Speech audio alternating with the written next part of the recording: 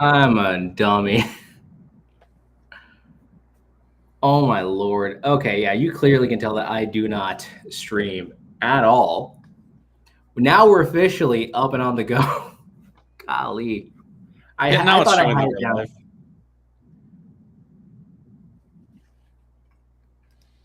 All right, hey guys, how y'all doing? I'm so sorry. Oh my lord. Roll for Hero, episode 2. You gotta love the technical difficulties. Hey, Y'all can see excuse me you, now, right? Fish. I hold on. I listen. I know we're about to go live and everything, but I'm getting blamed for this already by Fish. I will have you know that I was on time. Thank you. He was. My name's He was. TS, and I write comics, and I'm on time. Dang it! Just like how he was able to get his pitch for The Digger that is currently out from Invader Comics. Make sure to pre-order it now while you have the opportunity. Go to your local comic shops. Get yourself The Digger. That's right. Oh my lord. Hey there, Philip Riders. How you doing, buddy? Hey, howdy, hey. I am so sorry, everybody. This is my first time kind of holding the show a little bit on my own accord here because Mr. Fish is currently out doing some familial-based adjacent things. He's on the road right now, and he's unable to, partake here. So we have T.S. Luther kind of standing in his position at the moment. So he's the new Mr. Fish. That's right. There's that. So sorry about that, everybody. I swear I'm not good at this streaming. I'm gonna figure this streaming stuff out later. But anyways. Ayo, hello. It's me, your weird uncle. Welcome to Roll for Heroes, segment of the show where we let the dice dictate what on God's screen we're going to be drawing today. So today we're going to be drawing an alien for, our characters of Jupiter Jack and Meteor Mandy. God, I literally had this whole spiel. I had this whole showman performance and it's just shot down. It's okay. It's okay. I'll self-deprecate later. It's how I cope, I think. I don't know if that's healthy or not. But you know what? We're not here for that. We're just here to try to see if we can get stuff done here.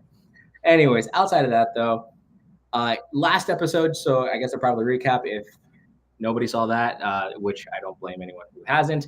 We have created the characters of Jupiter Jack and Meteor Mandy. These are of course, the proper superheroes for, of course, season 2, episode 1 of our show, where we finally got to show off these really cool character designs.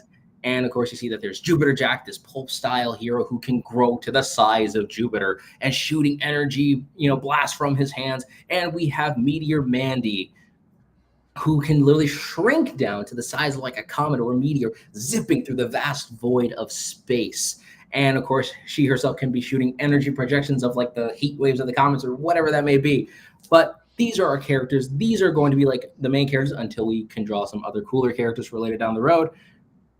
But yeah, these are the characters, and I can't wait to show off what kind of character we're going to be drawing today. So for any of y'all that are going to be following along, grab your dice, grab some variation of a writing utensil and a surface to draw on. And I believe it is time for us to properly and officially roll for hero, because I played the clip and I feel bad now. Oh, God, it's okay. It's okay. It's okay. I shoot myself in the foot a lot. It is not a healthy habit, but that is fine. It's okay. So right now we happen to have the entire list of traits that we're going to be going off of, and we're just going to see how this all kind of turns out. So without further ado, let us actually begin the process and roll things out.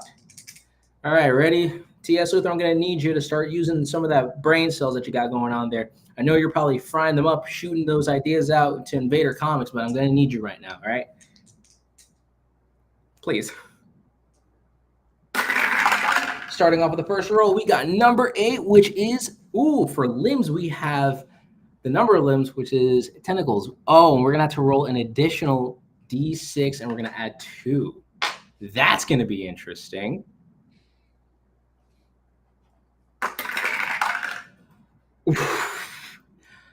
Okay, that's interesting. How many tentacles? We got 7 tentacles. All right. So we have an alien that already happens to have a very large number of limbs, that being 7 whole, tentacle adjacent limbs. So we'll see how we can try to incorporate that to the best of our abilities. Now we happen to have the body shape. So we're going to see what kind of body these tentacles are attached to. Let us begin the rolling process. And we get 7, which is humanoid, a proper baseline human shape. Alrighty. All right. What are you thinking there, TS? How are you thinking this is starting to form up?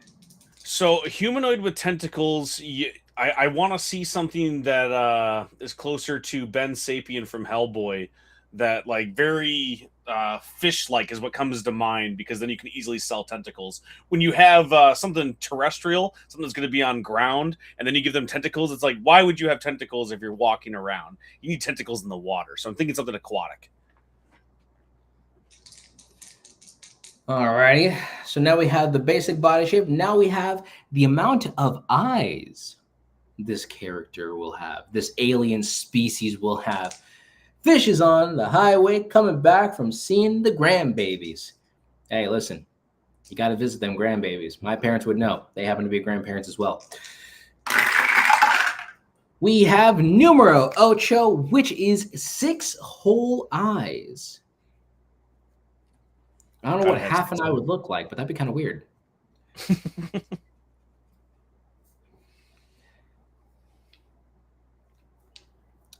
Alrighty, and let's get to it. So we have eye shape. All right, so this is me getting super technical with it. So we're gonna see what kind of like shapes the eyes are. So we have 6 eyes, but what kind of shape do they look like? We have Evelyn, which is eyes on flexible stalks. Okay, so like the crab stalk eyes. I gotcha. Okay. Now I can't tell if this is supposed to be some evil warlord or maybe like a friend or an ally for Jupiter Jack and Meteor Mandy. Like I can see this guy or this character in particular being like some kind of like the middle ground man. You know, he's there for good. He works and he's in the middle. He's not good. He's not bad. I was gonna say, yeah, you gotta have a great character. If someone has eye stalks and 7 tentacles, they got their hands in all the pots. You know, it's like sometimes they're gonna help unless it's not helpful for them, and then maybe you're too hot. Maybe you got too much of the Imperial Armada on you, so then you need to pull back, and I can't help you around this time, friend. Like that's, you gotta have that gray alien that sometimes they're helping, sometimes they're hindering. Especially if they have 7 tentacles. And speaking of gray, because that's usually tend to be what their skin tone is like. But speaking of skin, we're actually going to be diving into skin texture, their external kind of vibe. This might actually give off the idea of how they are able to wear clothing or what, their overall appearance is just going to be in general. Because sure, you can have someone like the Thing being like an alien rock-like guy, but then sometimes you can literally have a squid alien man. And I mean, we got an entire, squid motif going on as it is here. That gets them superhero gigs. Hey, that's just how it be. All right, so now we're gonna go for skin, and we got numero siete again. We got scaled skin. Scaled, okay. Interesting. What are y'all rolling up? What are y'all ending up with? Because let us know. Shout out in the comments, everybody. We'd love to see it all in the chat. Again, I am so sorry for the intro of this, but that's neither here nor there. We're gonna actually begin now. So we got that on the way. If anyone wants to take a 5-second look to check out the thing with the thing, because I know how to English. Beautiful. We're here for it. We love it. All right. Now we have skin color. Now we could roll for this one, or Luther, would you like to probably give some color suggestions, or would you rather me roll for it? I think you should roll for it, because that's the chaos of this show. Like you need to have, if you're either going to be full random or we're fully writing it. So let the dice decide. Oh my gosh, this is why we had you on the show.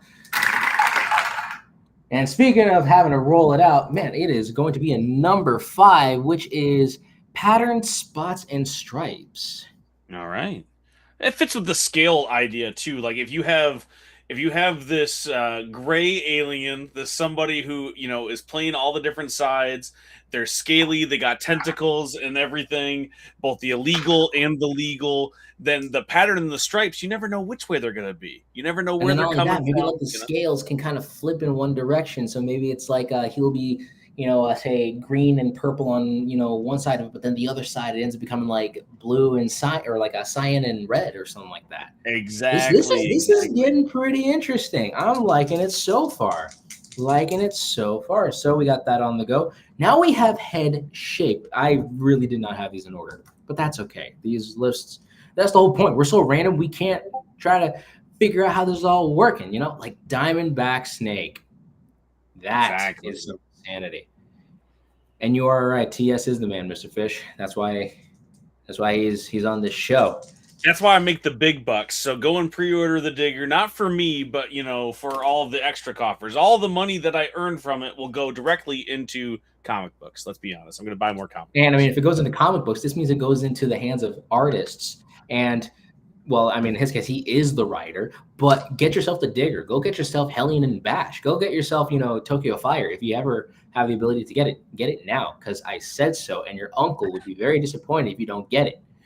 Let the chaos roll with this character because you guys are absolutely creating something awesome. Yes, Philip, we are. And by the way, never apologize again. You don't have to apologize because I see your apologies and you don't got to worry about nothing. And speaking of, whatever, horrible transition aside, head shape, we are going for, which is number, because that's 4, 7 again, a humanoid head. Humanoid head. Got it. But with the stalks. The stalks. Oh God, that is some weird Lovecraftian thing. Unless we want to do another roll. No, don't you be doing that. All right. Fine. So that's what we got for head shape. Now we got mouth. The different kind of mouth for this alien squid scaly man thing. Gotta love it. And the type of mouth that we have is a sonic emitter instead of vocal cords. All right.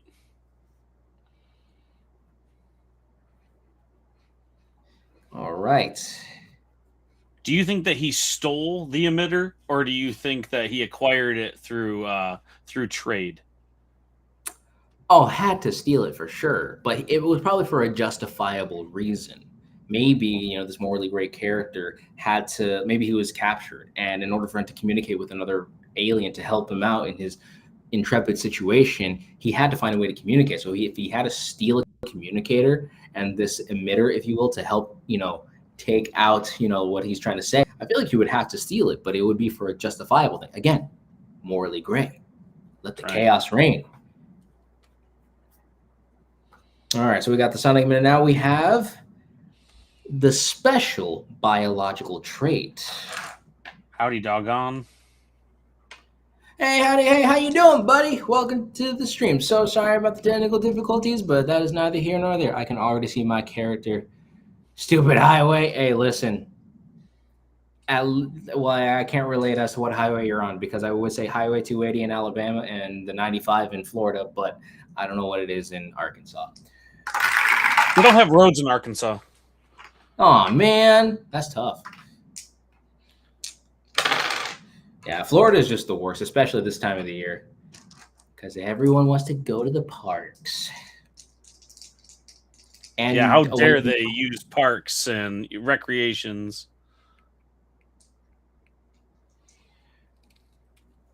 All righty. Oh, and I got a friend of mine popping on in.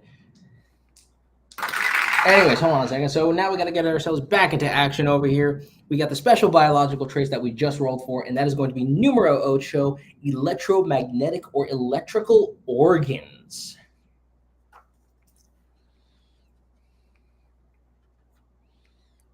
Electromagnetic or electric, because I know how to spell and read. And I want to make comics for a living. How ironic. This is a weird one. All right, so electromagnetic organs. I got to figure out how to show that visually.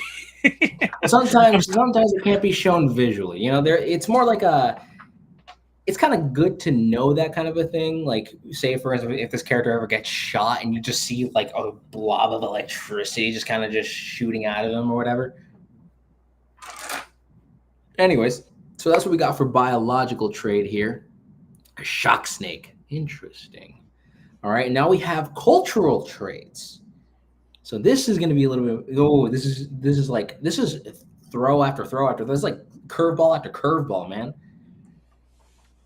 All right, what do we got going on for cultural traits? Because this is, I'm telling you, these lists are definitely breaking each other's conventions here. We got number 6, which is what's it called? Technocracy? Technocracy.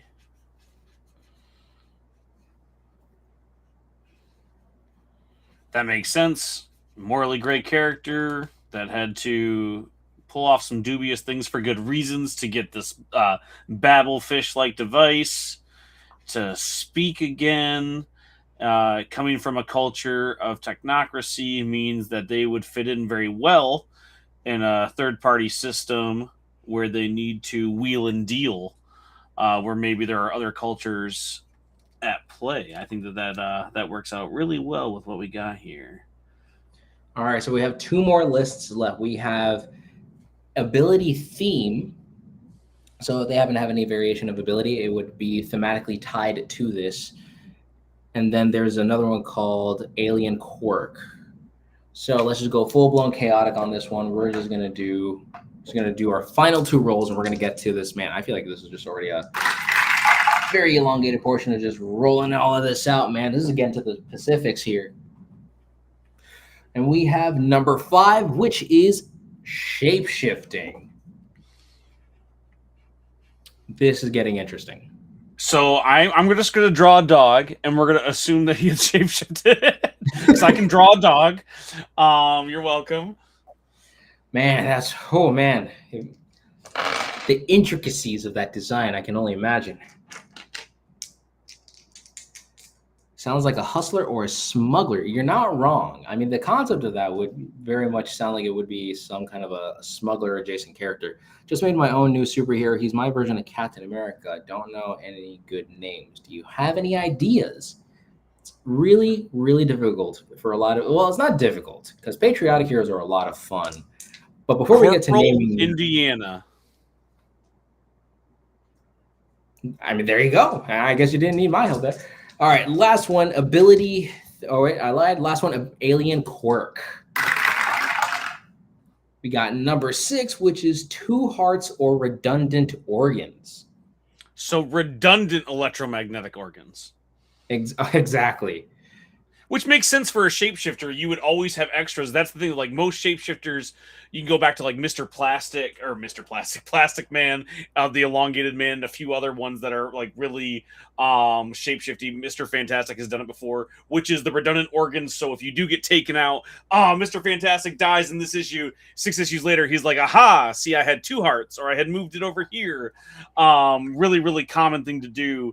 It's kind of like how if you're a speedster in a comic, no speedster should ever be surprised. You should go and scout out everything that you do beforehand. You got to take that, the suspension of disbelief a little bit. Same thing goes for shapeshifters. You should never be able to die because any injury you have, you should be able to have a backup, thing for you. So this makes sense. And he's wheeling and dealing, right? Like he's dealing with some morally great people as well. If you're doing illegal deals, you got to be ready for some stuff to go down. And it's not always going to go down the way that you want. Doctor Who, the 2 hearts, exactly. You got to be able to fake your death, right? Like let them shoot you. They run away and then you pop back up going, oh, I'm glad I grew that second heart, It's Mr. Plastic to the public, Plastic Man for his friends. Ooh, know that. All right, but now we're gonna get into the actual intricate part of draw, or at least I'm gonna be showing it off. I don't know if you're probably gonna just do your own thing there. It depends on how good this ends up looking. I've been drawing as we went, and so like I'm erasing a lot and trying to pivot as it was like, and now he's got electromagnetic organs. I'm like, okay, let's go. Okay, I have enough for tentacles. Oh, 7 of them. Okay, sure. Where else can I fit into another? That's what I love about this show. It is curveball after curveball after curveball. We are just all over the place. That's the whole point of Roll for Hero. The dice have dictated that we are drawing something weird, chaotic, and absolutely insane. So let me see here, because we happen to have a human-shaped body. So I'm going to probably draw like a human. Now you see, this is where it can get interesting, all right?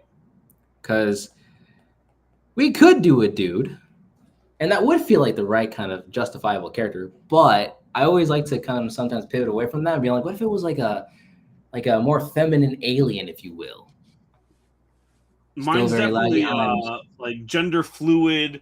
You're never going to be able to pin this thing down because they don't want you to. They have their own way that they recognize and how they identify, but to the public, they are just this alien because everything else is private. You can't have too much of your public persona known because then you're going to have a hard time doing business. If you're trying to wheel and deal on both sides, you can't have everybody knowing what you're actually about.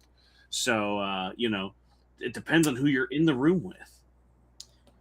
True, but let me try to. This is gonna be a little difficult. Let me see here. So humanoid body. I had to count my tentacles and make sure I didn't give them too many. Yeah, no, that's what I'm having to contemplate right now. Okay, and then not only they have a humanoid head with 6 eye stalks. They have 6 eye stalks. I thought we had 2 eye stalks. I missed that incorrectly. No. So they have So they have 6 eyes, but eye stalks as well. Oh yeah, but I didn't know they had 6 eyes. I thought it was number 6 was just eye stalks. I didn't know you rolled for how many. Okay, hold on. I got to pivot again. We got to add more eye stalks here. Yeah. Oh man. All right, let me see, because then it's also a humanoid shape. Well, that's even better for like a shapeshifter because you can never sneak up on them as they're doing their legal and illegal deals. They're always watching from somewhere. Man, okay, I gotta see how I can make this work.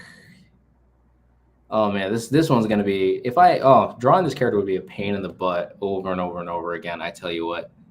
Yeah, there's a lot of appendages that you'd have to fit into every panel.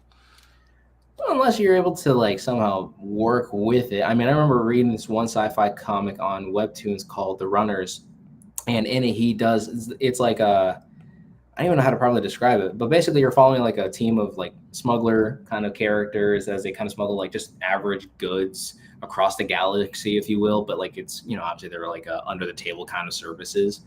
Sure. But the whole crew is primarily like just proper like whacked out looking aliens, like, and there's 1 or 2 like proper human looking characters, but the human characters aren't the main ones. They're actually like the side characters. Sure. That's what I liked about it. Because it was like finally a science fiction comic where I can actually indulge with the aliens and not just with the human characters. Don't get me wrong, I love my human characters in my comics for sure. But like getting to see the captain of the ship be an alien guy and not some weird, not just some generic, token white dude from, probably like South Dakota or whatever. It's nice. It's a little reassuring. No offense to anyone from South Dakota. That's what I liked about Lower Decks, and I forget the name of the Star Trek show that was kind of aimed towards kids that was on Nickelodeon for a little while, but like mostly aliens. So I always enjoy when they pivot like that. And they're shape shifting, so I can imagine these eye stalks kind of retract a little bit. So I feel like they would have some kind of a like. I don't know why I'm making this thing look like a weird, like, knockoff Pinhead looking thing. Is that what he's called? Pinhead? No. Pinhead is the character from Hellraiser. You're correct. Okay. Yeah, I don't do horror. That's why. But the only horror that I will ever watch is the Five Nights at Freddy's stuff because my future wife is such a huge FNAF fan. Oh, nice. Even played the VR game. Without flinching. Without flinching. All right. Do you know how crazy you have to be to do that entire game without flinching? Very crazy. I'm into some very strange. I am very into this strange woman. Thank God I put a ring on her. You gotta.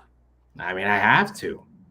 My wife only recently started to get into more horror stuff. I've always been a big horror fan. And, well, not always, but since I've been an adult. And so she slowly has come across, and now she's really falling in love with it, especially horror comics. And it's been a wild ride seeing her. Like, now her favorite is James Tynion. It used to be me. I was her favorite comic book writer. And now it's James Tynion for, like, Something Is Killing the Children and all of his other numerous horror series. And it's been really interesting to see her journey to opening up to watching more horror stuff. And I always have to be careful because sometimes it's just a little too scary, and we dive into it. So I watch everything first. I watch every horror movie twice, once by myself to see if she can handle it, and then the second time with her if she can handle it. Okay. Interesting. That is really, really interesting stuff. Sorry, I'm also like so zoned in right now on my design here. I get it. This You hate me and want me to stop talking, but here's the thingy: I won't. You can't silence me. That's why I'm the new Mr. Fish. man, turns out you really are the big fish in the small pond of indie comics. That's right. That's exactly how I described them last time, last Is episode. The big he fish in is the the little pond of indie comics. I mean, it kind of works out well. Ah, dang. Okay, so I feel like I had something going on here. I just don't know how to. That head shape is really going to throw me off a lot. Ah. Alrighty then. I used to be a big horror fan, but once I went, whoop.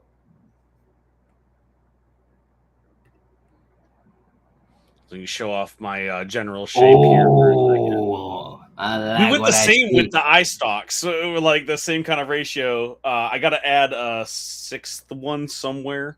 I think I'm going to do like the side of the head, probably. But Oh man, that's pretty interesting. Yeah, because I'm still trying to figure out how to make this work. So it's also the 7 tentacle parts that really is throwing me off as well. I could probably make it like a tail, you know? yeah, a tail would have been smarter than just an extra one on their shoulder. But I'm going to stand by that decision because that's where I would put one. Because I'm not a smart man, I'd be a terrible shapeshifter. I would just always be like my dog or a monkey because that's what the first thing that would come to my mind. And I'm not Beast Boy; I can shapeshift into anything, but that's what I would do. Man, imagine actually having Beast Boy's powers. That'd be insane. Trying to smile and shake. Listen, that's you told me this morning. You're like, "Hey, I need you to fill in for me on this show," and I said, "Okay, well, I'm gonna yap." And yap That's he what I would shall do. do, That's right. especially since the fact that he's like having to mention his comics like The Digger, you know, and as well as Hellion and Bash and all of his other fun stuff like Tokyo Fire, which you should totally go get, you know, like and pre-order The Digger and all that other kind of fun stuff. Like If you also how want to you check out, go ahead. Go ahead. Go ahead. Finish your sentence. You got this. because I was going to mention too. I mean, on top of getting, you know, some of TS's awesome works, you should also apprehend yourself Alice Lost in Wonderland, which is actually the combined efforts of Mr. Fish and, of course, TS himself. TS using his ultimate writing skills, and of course, Mr. Fish with his fantastically wondrous forms of art, kind of coming into the strange, awesome, cracked out hybrid of a crazy fantasy story of everything else that you can ever imagine. I happen to have the fortune to apprehend 3 issues of Alice Lost in Wonderland. Not only that, but also Green Zone, T-Man, and Hyperstrike, as well as I feel like there was another title that The Mighty Color Chrome Magnet. Never forgot that There one you because that go. was You actually one of nailed my it. favorite ones by far. That, in my opinion, that's one of my favorite series by far to read, and I can't wait to see what else the call has to go through. The But you should first totally check get I ever Miles. got in indie comics actually came from the Mighty Caw universe. I had written a short story for Mr. Fish's anthology, Fish Tales, and it was in that Yes, I universe. have That's that the too. first time. Yeah, man. I think what was it called? The Crucible.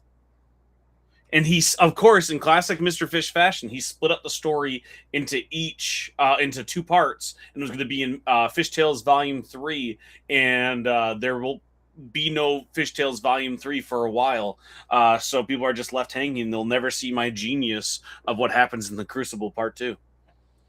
Oh man, that sucks. Oh, I love that tentacle on the head that he uses like a scarf. That is wonderful. That is genius. Interesting. And then it's also the head shape that I have to figure out too, because it's like it's a humanoid head that has 6 eyes and they're all eye stalks. And I'm just trying to go at this with the idea of like simplifying the design, making sure that it's not overly complicated. Because again, if I want this character to be drawn and whatnot, I got to see how this works out. So, like, if you were to pair this up with Jupiter Jack and Meteor Mandy, like, what would you think their interactions would be like?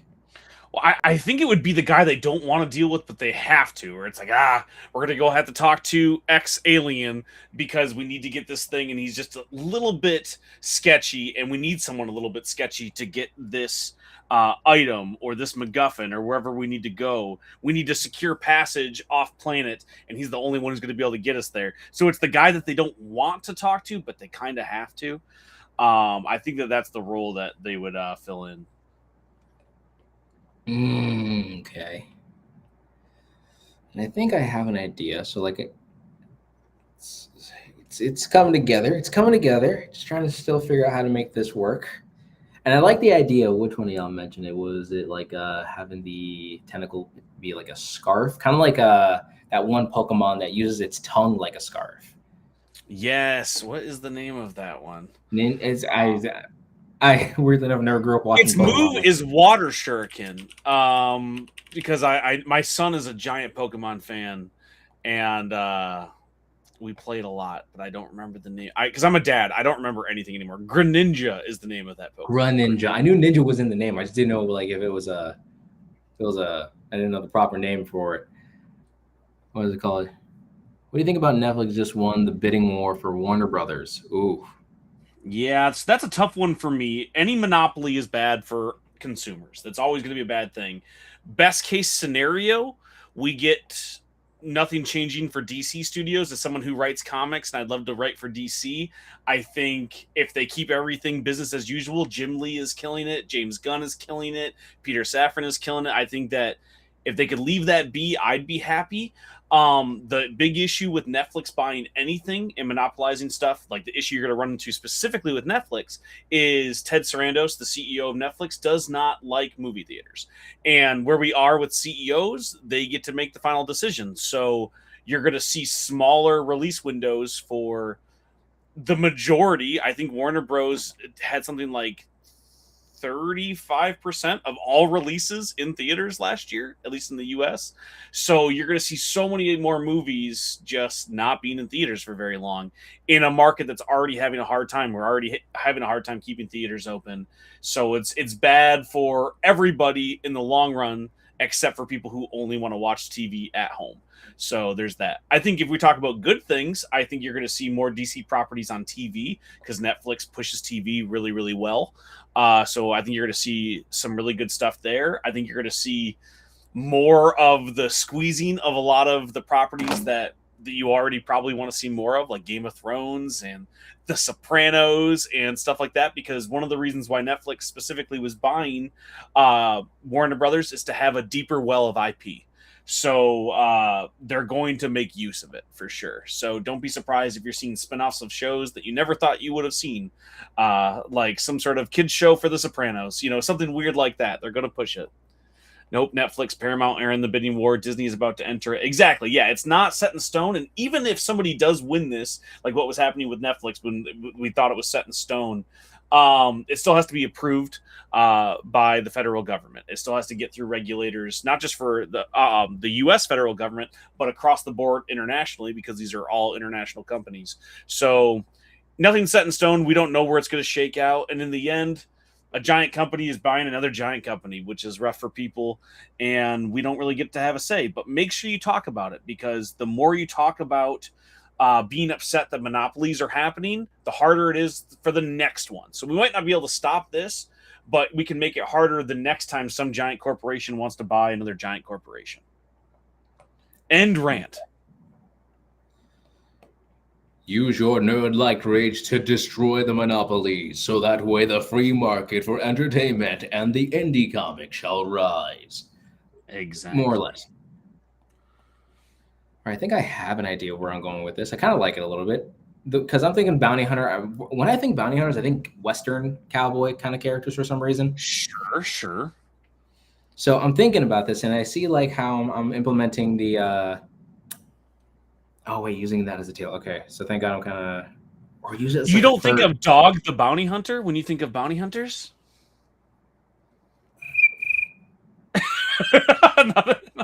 I'm too old. Philip Walters says, "What are your thoughts on DC's Absolute Universe and Marvel's Ultimate Universe as a comic fan and writer?" I love the Absolute Universe and I love the Ultimate Universe. Both are amazing. E, what were you going to say? I was going to say, I haven't read any of the Absolute books yet. You're missing it. It's so but I will say, as a big Spider-Man fan, because I will say I probably done a lot more Spider-Man knockoff videos on my channel. So obviously it kind of goes to show you that I am a huge Spider-Man junkie, just as much as I am for Daredevil. But getting to see Peter Parker finally have a life, wife, kids, him actually trying to seek purpose, and the fact that him being Spider-Man is kind of like that fulfillment is like finally kind of a moment, Yeah. you know? Because I know that we're 1,000% never going to get agree. that in the mainline continuity. It's just going to be overly complicated. It's just like, it's just too much. Exactly. So like I've also loved that from the Ultimate. I love everything from the Ultimate Universe, but that specifically for Spider-Man has been fun. I like that it showed the consequences, and I think that it is a perfect blueprint to show that that doesn't have to be the end of Spider-Man's story, which is that idea in the 616 is that he can't do it because he can't move on, because that would ruin the readership or something. I love that, especially as someone who can relate to having a family and trying to do something new with his life. The book hit really, really close to home. So I absolutely adored it.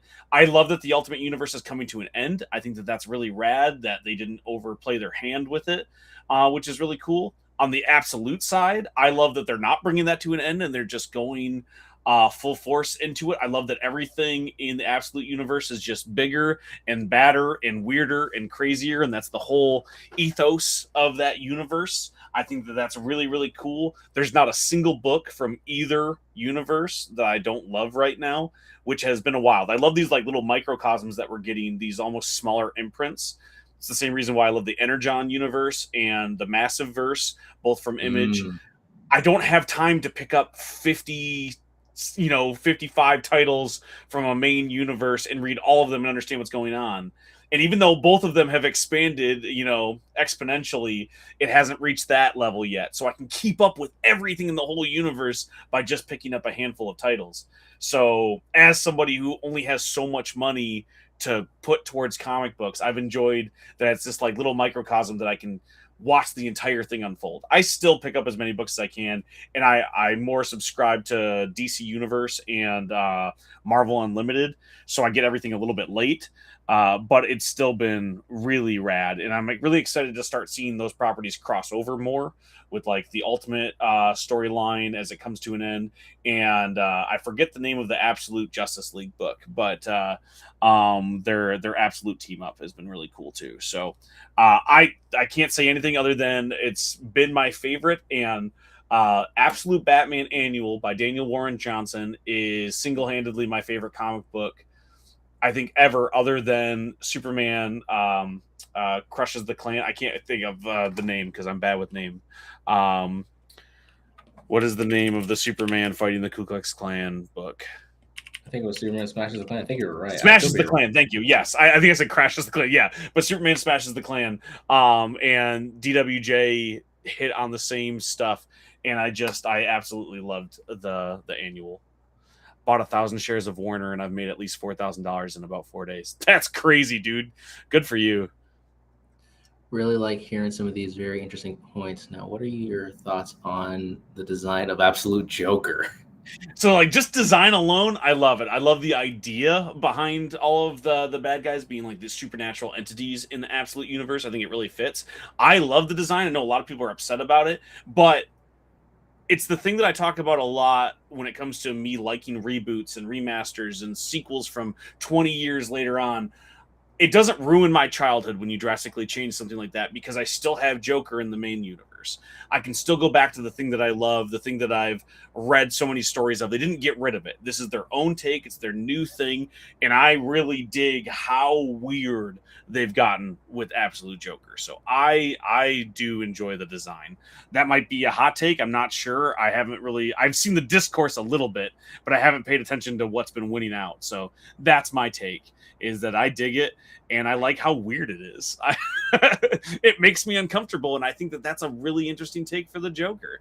I think making the Joker just hot and kind of a bad guy that people want to sympathize with misses the point a little bit with the Joker. He's a bad guy, and I think making him a literal demon does a good job with that. It's nice to know that Batman. Yeah, it makes sense too, because I mean, for one, he's one of the most disgusting. If we had to look at it from a realistic perspective, he's one of the worst scumbags of the earth. Makes him one of the best villains of all time. And respectively, he should look like how he is supposed to be portrayed, which is like that of a mess. Right. But again, he does look like the proper adversary to this Batman, who is freaking 7 feet tall, having to be built like a brick house. Literally, they called him, the fans, y'all call him that brick because of the logo on his chest. Exactly. I think that he's a perfect counterpoint to that. And everything in this universe is just more. So I think that it's rad. It's meant to be an absolute different version. That's the whole point, and the only way to go with this one is Elon Musk meets a demon. I completely agree. I love that. It's such a simple idea of, okay, Batman's poor and Joker's rich. I like that ethos. That's a connection I can make, because that has been a disconnect for me when reading Batman. It worked as a kid with the wish fulfillment of, I wish I was rich, so I'm gonna, look at Batman with this wish fulfillment. But if I'm trying to see myself in a character, I don't see a lot of myself in Batman. He's a rich, billionaire, philanthropist, playboy. Those are none of the things that I am. So having absolute Batman be from the street, quite literally, is something that I can relate to and see myself in and see these struggles. And having Joker be the antithesis of that, I think works really well. I love that idea. Oh yeah, that is one of the most interesting aspects of the Absolute Universe too. I mean, also it's the fact that like it takes away a key aspect of the characters as well. Like for Batman, they took away his wealth and the trauma that he went through, and they gave him newer trauma, but he's now right. Like they took away something, give something back. But in Superman's case, they took away his humanity because he grew up on Krypton as it was being destroyed. And then for Wonder Woman, it's the fact that she was not born at Themyscira, or like she wasn't raised on there, but she was raised in hell. So it's a really different rendition of each of the characters, really showing how they're able to be, like how they're being implemented, how their stories change just by one, factor being changed. And that's what's very interesting about it. And if I ever had the ability to do that with my stuff, oh man, like the Unbeatables would be very interesting. Getting to see Absolute Rocket Fist would be insane. Absolute Emerald Turtle. I got to pitch a story recently to an artist I love, Joe Gundam. Shout out to Joe Gundam if you guys know Knife Bus. I got to pitch Absolute Knife Bus recently, which is just more knife, more bus. I did 2 knives, and he's a double-decker bus instead. So if you get the chance to look up Joe Gundam and Knife Bus, please do, and look out for Absolute Knife Bus. If I get accepted, I don't know if they're going to buy it, but the absolute of anything, the absolute pitch, I think is so cool that we now have that, because for a long time it was, what's the Ultimate Universe version? I love that DC finally has that. I know they kind of played around with it a little bit back during the White Knight from Sean Murphy, which I also love Sean Murphy. I love the White Knight. I love all of his art and his writing in that. But it was such a specific take, and I don't know if I would have enjoyed it expanded to the entire DC universe. We never got a chance, but originally he was pitching that as his Ultimate Universe for DC, and I think Absolute might have worked just a little bit better for being just a little bit more extreme with the changes. Absolute Martian Manhunter is the wackiest, wonkiest, and the most fun of all. It's just Lynchian. Like it is such a weird take, such a different take on Martian Manhunter that I love it. I'd love to see an Absolute Aquaman. Me too. I want to know what that would be. I don't even have an idea for that. I just would like to see where they go with it. And they can be clustered together, acting like a single eye. Oh yeah, like what's the D&D monster? Beholder. The Beholder. Thank you. Yeah, it's exactly like the Beholder. Did you ever see Big Trouble in Little China? Like a long time ago. It's probably probably 10 years ago. I mean, so that's one of my favorite movies. It's a John Carpenter movie, and he just straight up has a beholder in it. In this weird, wacky martial arts film, there's just a random beholder at the end of the film, and that has the similar eye stalks. Like I dig that, man. Yeah, the way that I'm kind of going about it, that she's like a lady, like a galactic lady, kind of a bounty hunter. Is like, oh, darling. Galactic Lady is going to be the name of my next EP.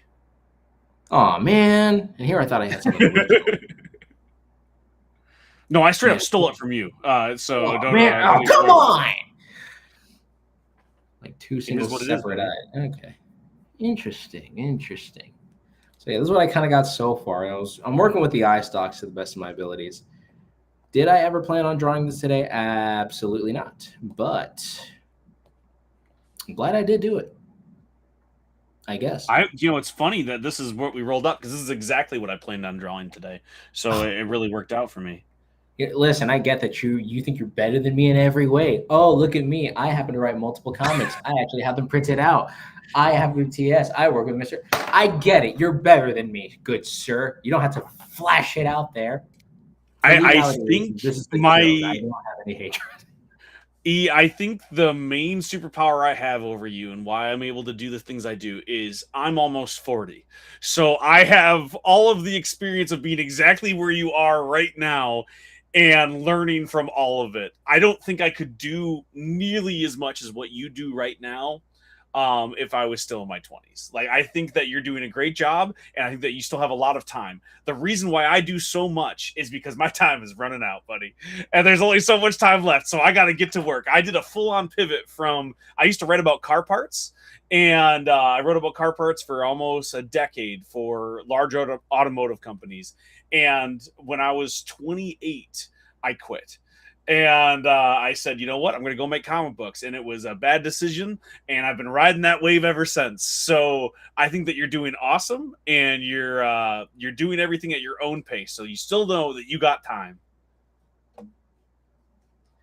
Sorry, we got so serious there for a second. No, you're good. Trust me. No, I was also like honing in on this. I was also going to mention too. I mean, also you got to have a very supportive wife, and of course your family to kind of be the major motivating factor. I would assume, but I don't think I could do it if I didn't have my kids. Because like before I met my wife, I lived in a van, and I played Magic the Gathering cards, and I ate chicken wings, and those were the three things that I did, and that was my whole life.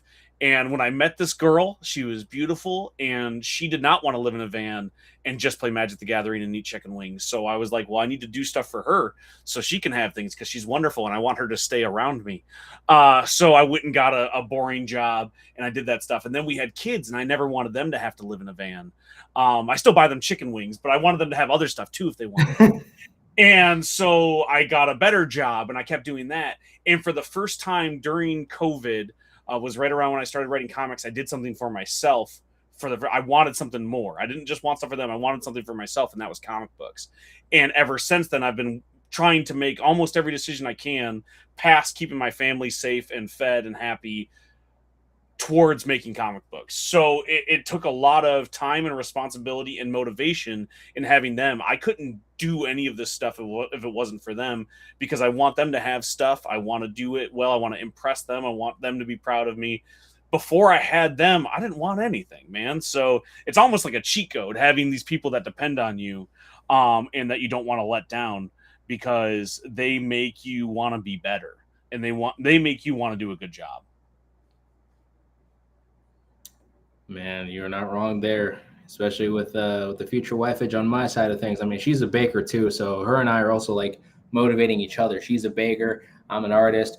We both deal in the realms of art. It's just that for hers, I can eat her kind of art. She can't really do that with mine. She should not eat your art. No. I can say that almost definitively, that she should not eat your art. I mean, But I was also, able to. I'm not her Many mom. people She's can say- got to do what she's got Not to do. You many know? people can say that they ate a chocolate dragon on their birthday. So I can tell you that I did not eat a chocolate dragon on my birthday, but I'm jealous that I didn't. and that's why I win, at least on that. I would love to see an Absolute Shazam. Absolute Zatanna is super badass. Absolute Jupiter Jack. Oh man, like what is the pitch for Jupiter Jack? Can you hit me with the? I know obviously it's a I keep wanting to say Gordon Lightfoot. That's the dude who did the Wreck of the Edmund Fitzgerald, Flash Gordon type hero. Yeah, so Jupiter Jack, Meteor Mandy, think of it like, he's a classic sci-fi pulp hero at first. He's just your run-of-the-mill average dude with a laser gun, but then one event ends up occurring. But what's it called? The cosmic, I had the name for this too. What was it? It started with a C. It was the Cosmic Coalition. That's the word. The Cosmic Coalition didn't want Jupiter Jack to go on this mission all roguelike. So they got him this, cosmic cadet by the name of Mandy, who ends up going on this little excursion with him. Turns out it happens to be some evil alien warlord who is about to rain terror on innocent civilians of these aliens from one planet. And it turns out that there was some cosmic wave of energies just moving on in. So Jupiter Jack, Meteor Mandy go straight in, try to save them, and that's how they more or less get their powers. They get hit by the ray gun that was supposed to kill them, but they were affected by the cosmic rays. they get their powers, and now there are these cosmic heroes just now fighting for all that is good in the known universe. Okay. Okay, so what's the absolute version of that? So then what? So what is that they would be taken? What has to be taken away then in order for this to be an absolute? Because absolute, we were just saying in the absolute universe, something had to be taken away. Superman's. I think he never got into the academy. He never made it to become part of that. So he never was part of the system to be then pushed out of it. He never made it into the system. So he's always been the vigilante type. I think that's where you have to start from. I don't know where you can go from there, but that's the one thing I can see you taking him away without getting rid of what was Mandy's name? Meteor Mandy. Meteor Mandy, yeah, without taking away Meteor Mandy, you know what I mean, or vice versa, right? You have them the outside looking in to the system. But again, what do I know? I write What If Indiana Jones Hunted Short Round, so my pitching skills are not always top notch. I mean, that's actually the best, shortest concept one can go off of. Again, we have yet to properly define this science fiction universe. I mean, I have yet to properly define who Jupiter Jack is and all of the crazy adventures that he would even go on. So it's like this is a universe still in development. You are equally here developing this universe with us on the second episode of Roll for Heroes, season 2, mind you. So you guys got to let me write Absolute Jupiter Jack then when time comes. Or just help us write Jupiter Jack if you want to. I get it. You can't afford me to write Absolute Jupiter Jack. I'm sorry. The bills, they're just too damn high. You don't have the cash for that. But when you make all the money off Jupiter Jack, then you can hire me for exactly for the absolute rendition of it, Right, so then we get to see like the potential darker rendition. Maybe he turns into a more gaseous, like giant and whatnot, and the Meteor Mandy is actually affected by the rock, so she isn't just like this cosmic cutesy looking hero, but instead she's actually like the Thing in a weird way, where she has like skin or whatever, and she just happens to shapeshift and form into a weird little meteor ball shooting through space. Exactly. Have you read Absolute Green Lantern yet? No, I have. Honestly, I have not touched any of the Absolute books, and it's not. That's right. That's right. Because it's again, even though I am within the area to potentially find a comic book shop, I just got off work to get here. So I mean, we live and we learn it. We're here for it. So I think I'm kind of getting this idea down a little bit. Again, I don't know why part of me wants to stick with this whole like 60s aesthetic that we kind of went off of here, because this is science fiction. We can do whatever, but it's like I like the idea of just keeping it all very simple, very cutesy. So we have this little this fine lady who just happens to have tentacle-like hands or appendages of sorts. I could see her with some kind of a Western accent. I can't see this without it.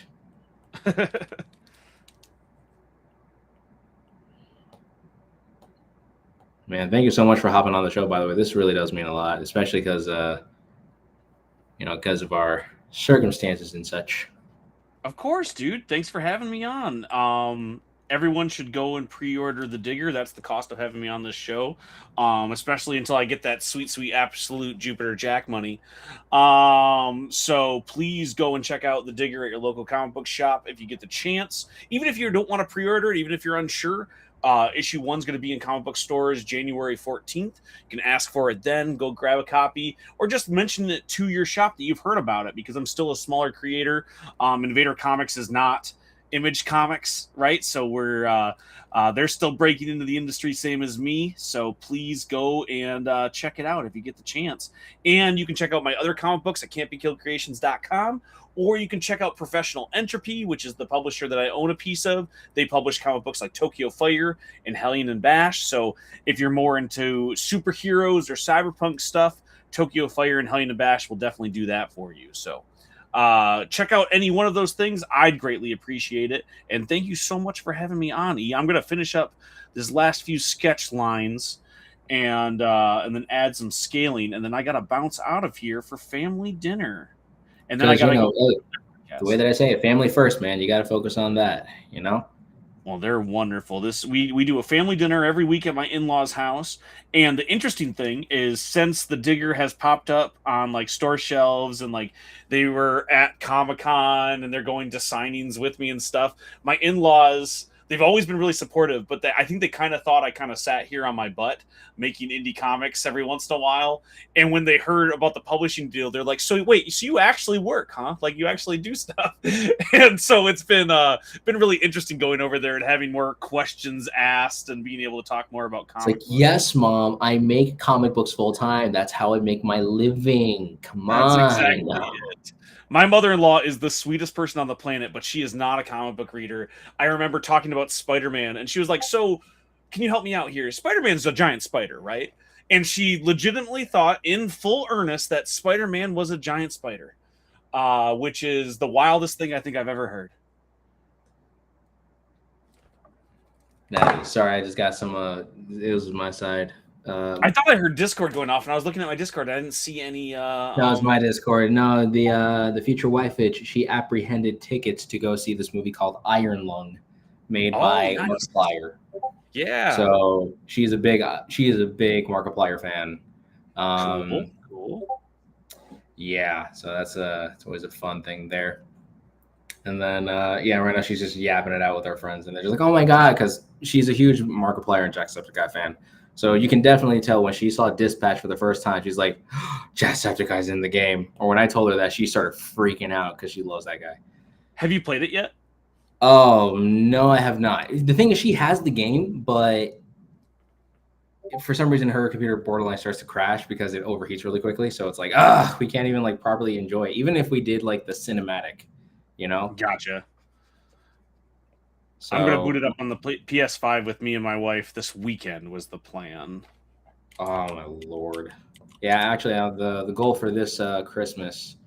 Yeah, we're gonna get each other one of the most expensive gifts. We told each other this is gonna be like the one and done Christmas for this year because I don't expect anything else outside of the one gift that I would like to have for this year. And then Is it a Switch 2? I don't do video games. She does. Coward! You don't do video games. What do you mean? I grew up not playing. My parents were total anti-video game people in our household because they wanted. I forget how religious you grew up, but it's not even for religious reasons. Weirdly enough, it's just because we were just it was for school reasons. We were like you gave us anything game related, we were kind of screwed. Educationally wise, that was the only reason.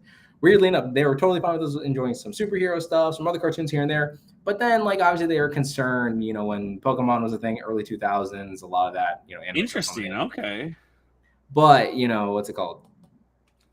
It was, something that they had to learn to adapt with. And my dad has been nothing but supportive of my endeavors of being a comic artist. He bought me my first, like, marker set when I graduated.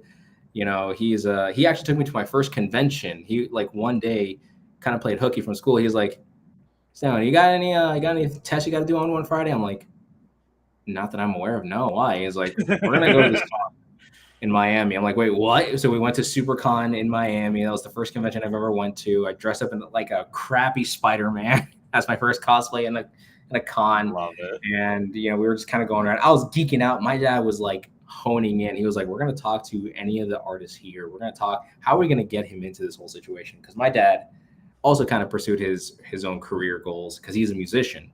Nice. So he's a pastor, also a musician, and then coffee connoisseur because he has a coffee business as well, Rock Haven Coffee. That's so cool. So, and they're trying to do like their business model as like they're trying to get to a 90-10, where 90% of their proceeds go to charitable organizations to helping people who are trafficked and all that other kind of stuff, and also help sponsor some people get supplies for school, get better clothing, just better lifestyle. And then, of course, they keep at least 10% of the proceeds. That's their intended goal. Their coffee is good quality coffee. It sounds like I'm selling out right now to them, but it's also like it's my dad's company. But it's really quality coffee, good quality coffee. They're actually getting a blend from Hawaii. I think they're getting some from Puerto Rico. I believe we have some Colombian mixes already from them and whatnot, but it's like top of the notch, good quality like coffee. And again, good coffee with a good cause. And to think that someone as a musician, coffee connoisseur, father of 5 kids, 1 wife, and yeah, just the reason why I am even pursuing my life goals as it is. That's super rad, man. Like I love that. My dad was a professional chef for a little while. Um but most of the people that I grew up with, no one pursued their dreams, right? Like you make ends Mhm. meet and that was the end of it. So I love hearing that your parents kind of help you and inspire you because I didn't know it was a possibility to do fun stuff. I didn't know anybody who had a job they liked, let alone one that they loved. That was their passion. That's why it took me so long. I wasn't in my 30s, barely until starting comic books. So like when I can hear about people doing that so much earlier and having the support of their families, that's so cool, man. Jealous is the wrong word because I'm not jealous, but like I am just ever impressed that there are other parents that are doing that because you don't see that all the time. I see a lot of parents that want exactly the same life for their kids and or get jealous of it, and it always bothers me because I want everything for my kids and I want them to be inspired. Part of the reason why my wife loves that I do comic books is so my kids don't grow up the way that I did, not knowing that something like this was possible. Like, Mm. you know, not knowing that you can go after your passions and not having to have just a desk job, which is completely okay if you do, but they want, I want them to have something that they want. If they want that desk job, by all means, go for it. But I want them to know that there are other options, and doing the arts is incredibly fun and very, very fulfilling, and is just not a thing that everyone knows that you can do. So the fact that your parents are supportive is really, really cool. Oh yeah, and I mean it was a blast and a half just getting to experience just even starting this whole thing as well. Just being able to create and to draw and to have that be like something that I always wanted to do. And again, my dad's also the reason why my dad also is just as much of an influence in our lives was because for him, he grew up in a really poor situation. Like he was poor. He was so poor he couldn't even afford the word poor. Right. Uh, but it was the fact that like his dad one day, my grandpa, he ended up giving my dad a like some kind of a keyboard synthesizer type of situation, and from there was like, boom, here you go. That's like something related to your music stuff. And my dad went to music school, paid off his own thing, and met this weird Colombian dude, and he hooked up with his sister, and now he has 5 kids. So that's just how it be. Also, That's how just it so goes that we can sometimes. show off a few things. This is actually one instance. All right, so I'm currently showing it off right now, but I'm going to show off at least whatever we can. So this is a role for hero character in a gothic world.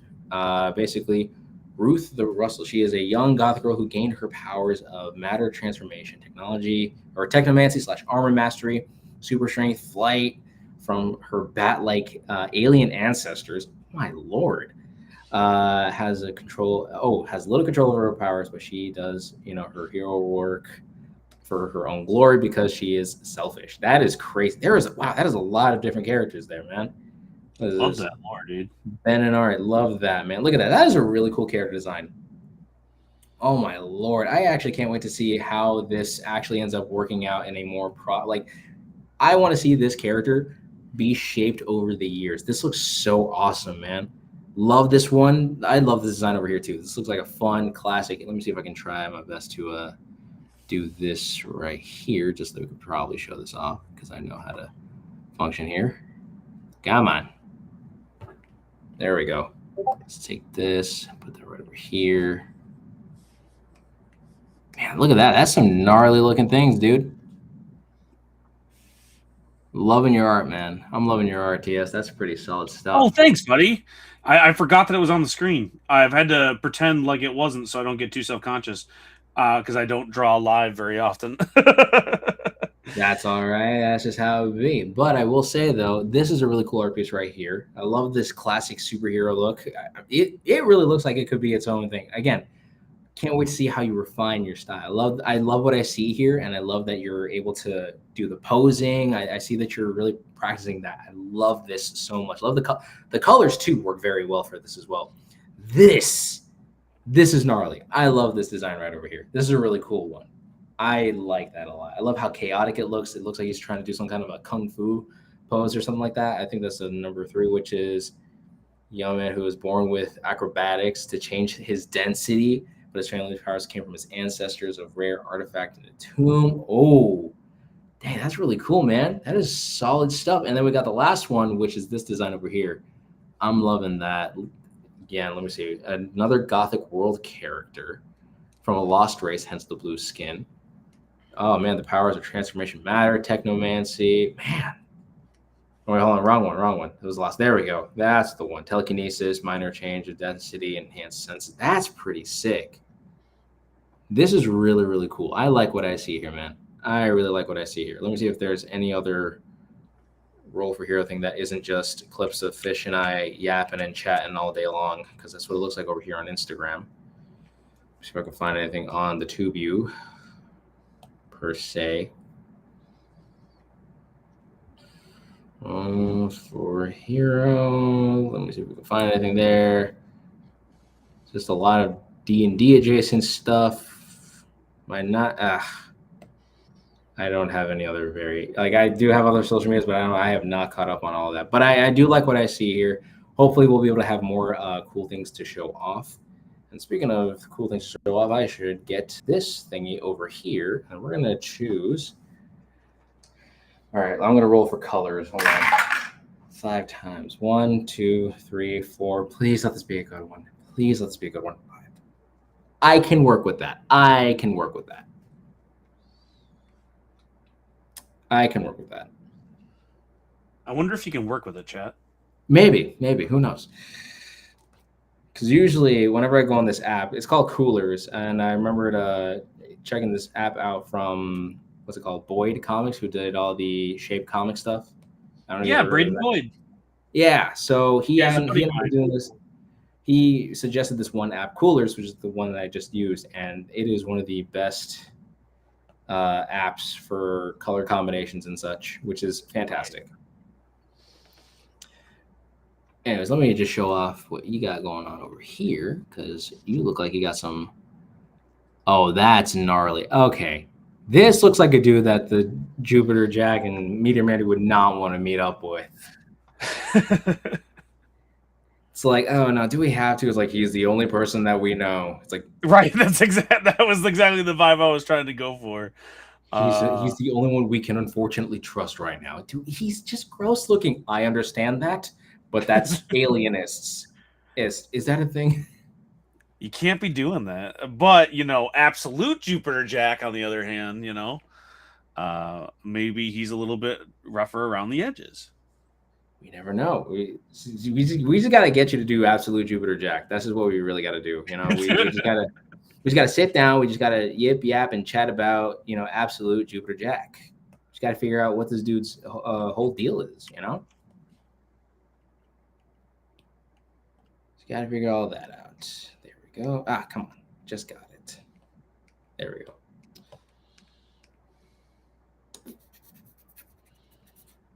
And I'm trying to figure out this whole, dear Lord. Come on! I'm trying to do art and it's not arting. I hate it when it does that. You got to art harder. Get good, bro. I'm trying to art harder. I was just drawing Black Terror this morning. I don't know what that means. It's the public domain character. Oh, okay. From your public domain. What do you call them Avengers, or do you call it Justice League? I call it the Legion of Vengeance. Yeah. But I'm doing this, I'm going to call it the Heroes of Gold. Kind of like Heroes of Old, but I call it Heroes of Gold because they're Golden Age heroes. And it's more or less me just taking the classic characters and just giving them a proper redesign. No affiliation or associations with their popular counterparts. So I'm not going to be making a Superman knockoff. I'm not going to be making a Batman knockoff. I'm going to be taking the character of like Black Terror and redesigning it how I believe he would be best designed. I'm going to take the character of the Blue Flame, designing it how I believe that character is supposed to be designed, or put a very unique twist on it. Who knows? Love to see it, dude. Oh yeah, and not only that, I'm liking these. Loving these colors over here. Yeah. Sorry, I'm yipping, I'm yapping, I'm here and I'm there. I'm a little bit everywhere. I'm going to try to clean this up a little bit There we without go. There actually we going into go. my layers for 5 hours like I normally do. Thank you, Phil. I'm actually kind of liking the way that TS's is kind of coming out because it's supposed to look gnarly, and I decided to make mine look like a more prim, proper kind of bounty huntress kind of lady, where she's just like, oh, hi there, Jupiter Jack. And this one's like, oh, hi there, Jupiter Jack. So I'm a little that's always envious. going to be what I come up with because my style is so sketchy and so unrefined that it's always going to be a little bit weird. But that's actually like the cool part about it because again, this is also sci-fi, so you can kind of make it however you want. And of course, I wish I took it the creepy route, but I'm like, I don't know why I was trying to stay with the '60s aesthetic. With sci-fi, we can do whatever we want, but I just want to kind of, I guess, keep myself in that box a little bit to kind of see how that works. But that's just me. Man, imagine if What if Fish a was baby here right in the now. corner? Man, imagine what he would have been drawing if he was on the show right now. Oh, look at me, I'm Fish. I know how to draw well. Like that guy, man. Not you, Well, smack I love my talking. grandkids, so I'm gonna go over there and visit them instead of working 80 hours this week. That guy. Oh no. Can we Can't say how remember. we really feel about Fish finally? Since he's definitely not watching right now. Probably no, he probably is or isn't.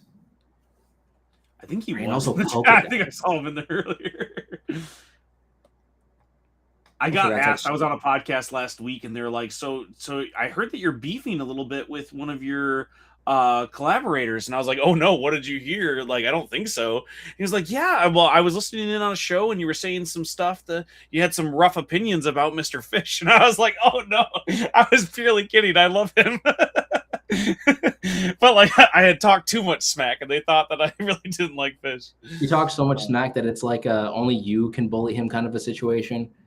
You know, where Yes, it's like you and exactly. him, you talk smack to each other all the time, but then all of a sudden when it comes down to like someone else talking smack to him, you're like, hey, that's my friend. I would fight Don't talk. anybody who talks smack about Fish, but I do talk a lot of smack about Fish. It's because he's 1,000 years old, you know. Like he needs someone to come down to his level every once in a while and talk a little smack. You're not wrong. He has claimed himself to be the sexiest man in all of 1969. So I mean, I can see how he's on his high horse. Well, no one was alive back then, is the thing. He says 1969, but it was just 969. So it's hard for us to get an accurate portrayal of it. Not the accurate portrayal. Oh man, oh man, oh man. It's fine. He's not listening. No one's gonna tell him, right? Chat, be cool. Chat, be cool. Okay. Chat, I think we need to be cool, in my opinion. But again, that's just my opinion. Nobody asked for it. That's right. I don't know why I'm talking so much smack now. You set it off on our show that we do, just rolling up heroes, trying to be chill dudes and cool guys, and then you just over here like, nah. Listen, when you make the big bucks like I do, you can talk a little bit more smack.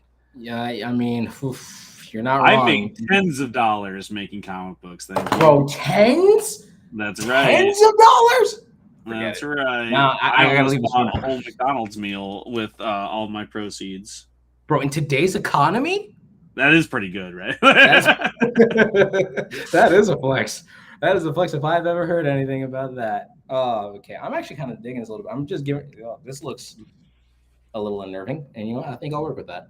Given her, I was supposed to do the little polka dots and whatnot, but I should have done the halftone thing. But I'll probably do that later. I do everything in halftones because it's such a good shortcut. And the second you said scale, I'm like, well, I got a lot of polka dot tools, so I can do that instead of full on actual scales. True. And that's actually one of the challenges that I would love to probably dive into at some point in time, and it would be to like actually do halftone coloring because that is if you like that golden age look, if you like those classic stories, I mean, halftone is half the battle when it comes to bringing that look to life. I use craft tone from True Grit. I'm sure you've heard of their stuff, but I think I have their set right. I think I have their set. Yeah, I mean, Braden again from Shape Comics. He's the one who turned me onto them, and I love a lot of their what's the word, pencils, pens, their different packs for utensils, digital, um, and I think all of their stuff's really good. Oh, I 100% agree. This is interesting of a character concept. Again, was I expecting to draw this kind of character? Absolutely not. Well, so, oh, thankfully, I can't do that. And that's the difference between me and you, E. That's why I make the big bucks. Is I was ready for this today. I was like, this is probably going to happen. I got to be prepared to draw an alien with 7 tentacles And 6 eyes. Yeah, I think I forgot an eye. Don't worry about it. Don't ask questions, chat. Don't worry about it. It's fine. Let's go back to talking about Absolute Batman. This definitely just feels like I made a runner OC, but I'm not mad about that. Why not? No one's here to stop you. That's the beauty of it being your own thing. This is pretty darn nifty. I'll give myself that. Oh man, just okay. I just inverted the colors and just look at that. Just looking like that a actually works really well. I love that. like a swamp creature. Yeah. Kind of... Oh shoot, that actually works though. Hold up. Yeah, I like that. Excuse me there, Sonny. I don't think you're supposed to be in these spots. Where she ended up getting like the what's it called? The voice modulator. What is it called over here? The emitter. I feel like she got it from like some cowboy themed or other bounty hunter. Love sneezing on stream. Don't we just love that? Oh my lord. No one was going But to I feel like say she would have gotten something like that on some other bounty hunter, and they just happen to always have a southern accent attuned to it because it's probably one of the most gentle accents that they've ever used, which is why they can smooth talk their way into some specific situations. Yeah. Which actually makes this character much more threatening, especially because she's trying to be some sly, conniving kind of a character, being like, I don't think you're supposed to be out of here now. How does she snap with a tentacle hand? We'll never know. Very carefully. Very carefully. Very menacingly. He's just standing there. Menacingly.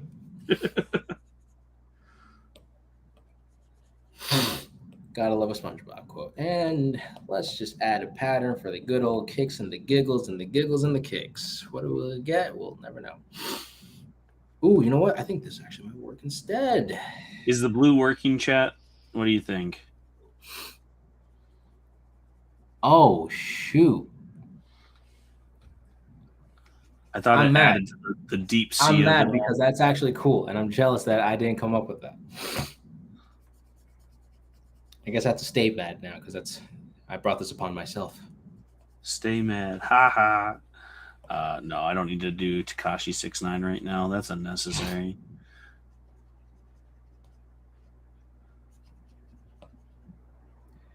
Okay, do like a little flower pattern on her dress because I feel like she's just a nice, charming bounty huntress on this sector of the galaxy.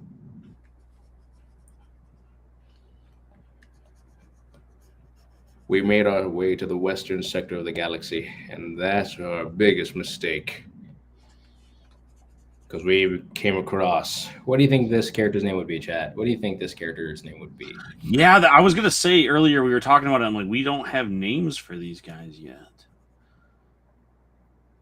Because this is an interesting little character that we got going on here, or at least on my side. But I know for you, like yours, man, I'm very jealous that I didn't come up with that myself.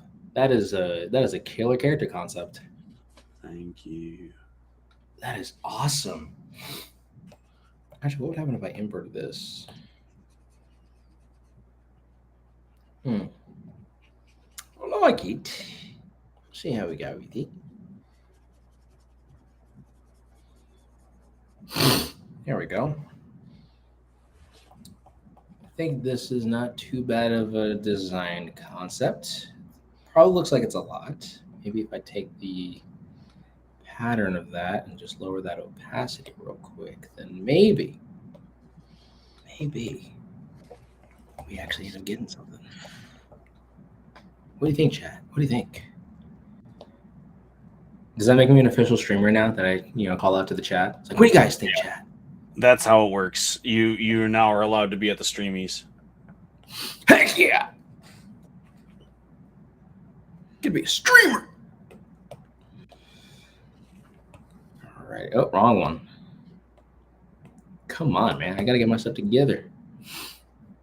All right. Let me see what I could probably do. No. Okay, there we go. Gotta do half opacity, so then it kind of shows just a little bit, not too much, just right.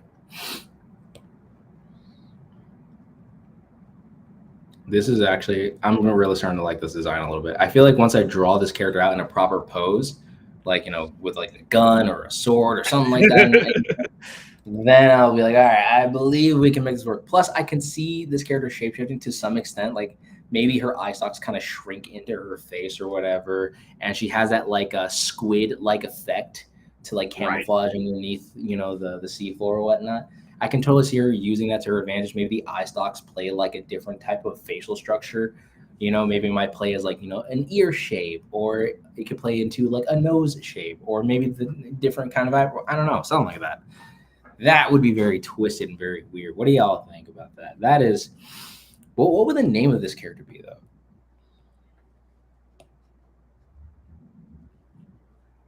Because this is an interesting one.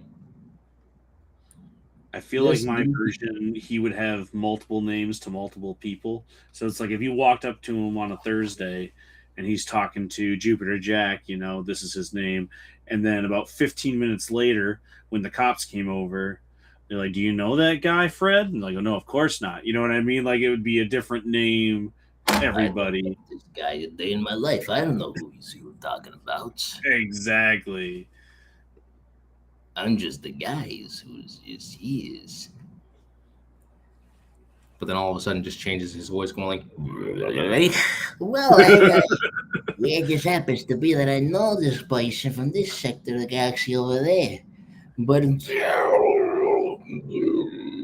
like just has like a weird, like different, like maybe different. The emitters can also do different alien voices, which that would be the idea, right? Because of the technology that he has. That like he would do all sorts of different voices depending on not just the language, but like what kind of language it is too. Like I love that. Also, as soon as you went into that voice, I'm like, so it's played by Joe Pesci, right? Like that's the only way that we could do this. Your guess is as good as mine, because I just do voices for the fun of it sometimes. I'm just doing it for the love of the game, realistically speaking. Until the day that I actually, funnily enough, y'all could go to this channel and, or at least on my channel, one of the very first few videos was actually me voicing my comic with my fiance. Oh, nice. The Unbeatables #1 was the first like voiceover work I've ever properly done for anything that I've ever made. It was so hysterically cringe in all the right ways. I think. I don't know. It was made during a strange. It was made during a strange time. Yeah, but like it sounded pretty good. I remember those videos.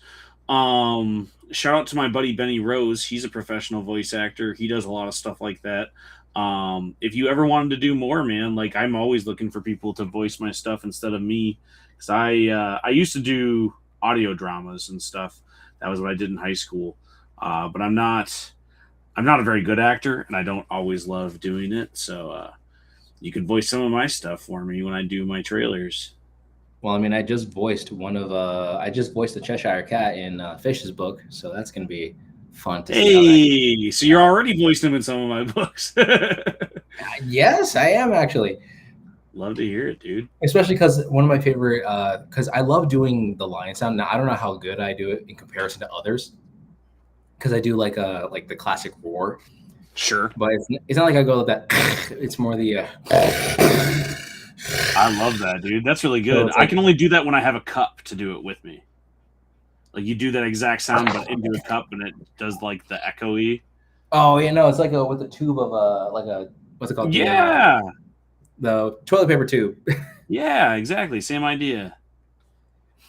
So that's how I felt a little cringe doing that a little bit, but it was like but then again, that's voice acting in a nutshell. Yeah, you can't feel cringe if you're gonna do voice acting because that's half the battle, man.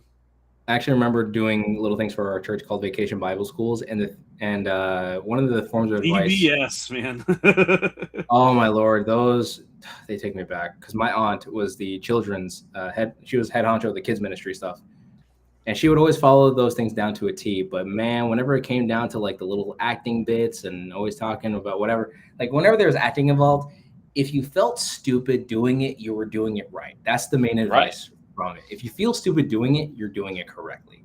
You know, so if I felt a little cringe doing the whole lion roar thing, then yeah, of course I felt cringe, but I know I probably did it right. You know? Yeah, dude. But one of my favorite parts about it is like doing the like the purring kind of sound because it's Cheshire. So it's like the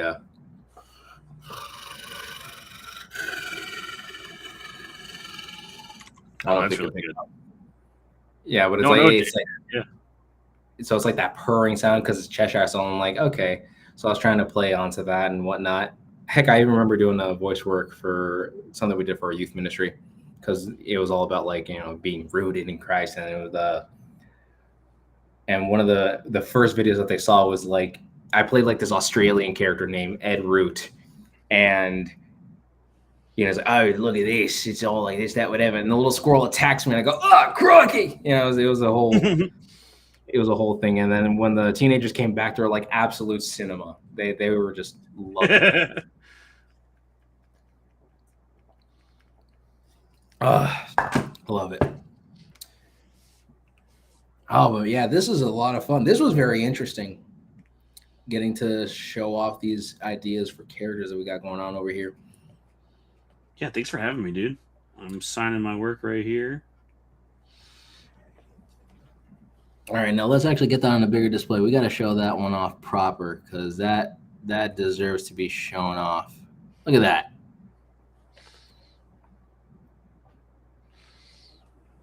That is really cool. I'll send you the JPEG if you want. Yeah, that'll be great. And then we could probably so then for next week when Fish does get back, or if he's not busy, then we can probably do the little versus animation. That's really cool, man. Kind of envious that I didn't kind of go I don't know if you saw the waving lines. I don't know if that came across. He's supposed to be waving at you. Oh, that's perfect. Oh, that's awesome. And then we got Benji over here saying a hero who failed to experiment with 3 major powers, 1 minor power, and that only works at night and is activated by a sacred oath. That's a hell of a brother. That is an insane character. I can't wait to see what that looks like. And if you guys want to show off your characters, make sure to use the hashtag Roll4Hero. That's ROLL, the number 4, and HERO. I'm assuming, Lou, that this is your time for you to start. It is. I gotta bounce. Thank you so much. Want to do some final promos before we officially get you on out of here? Because you know. I appreciate it. You can find me around the internet at TS Luther across the board. I'm on Blue Sky, TikTok, Instagram, all those places. You can find me at my website, campykillcreations.com.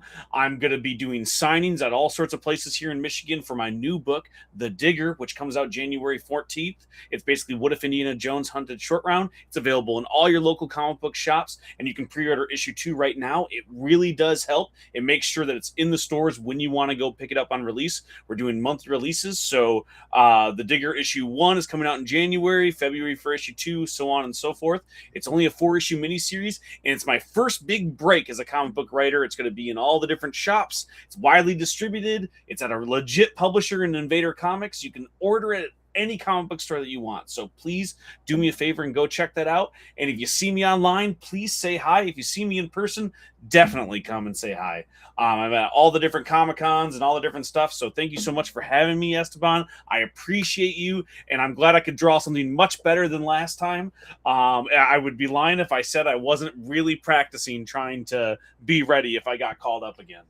Hey, listen, practice makes improvement because there's no such thing as perfection. But other than that, I'm loving your design of that character. That is so fantastic. Whenever you have the time, send me the JPEG so we can show it off for next week. That is an awesome design, man. I really like the way that's going out. Anyways, enjoy your family time, man. Tell the wife and the children I said hi. You keep it easy out there, all right, bud? All right, bye, guys. Now watch me Alrighty. awkwardly try to leave. I know, right? It's always the worst part. All right, and there was only two. And now there's only one. There's two little screens. There's only one of me. So, guys, what do you guys think? Miss Dobby. You guys think this character's name would be Miss Dobby. So what do you guys think of my design? You think I could have done any more improvements with this design that I kind of got going on over here? What do y'all think? I mean, I did a lot of cool colors. I mean, this character could do a lot of shape-shifting, but I think this is like a fun little base form for now.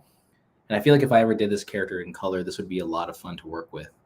You know, actually getting to see this character pair up with Jupiter Jack would be very interesting. So this is the second character I've seen Luther draw. Yeah, well, hey, I'm glad you're able to see him draw on this stream here on Roll for Hero, where he rolled up a cracked out, crazy alien character. What do you guys think of this? Sorry for, again, I really shouldn't be super apologetic, but I really am. It's a horrible habit of mine.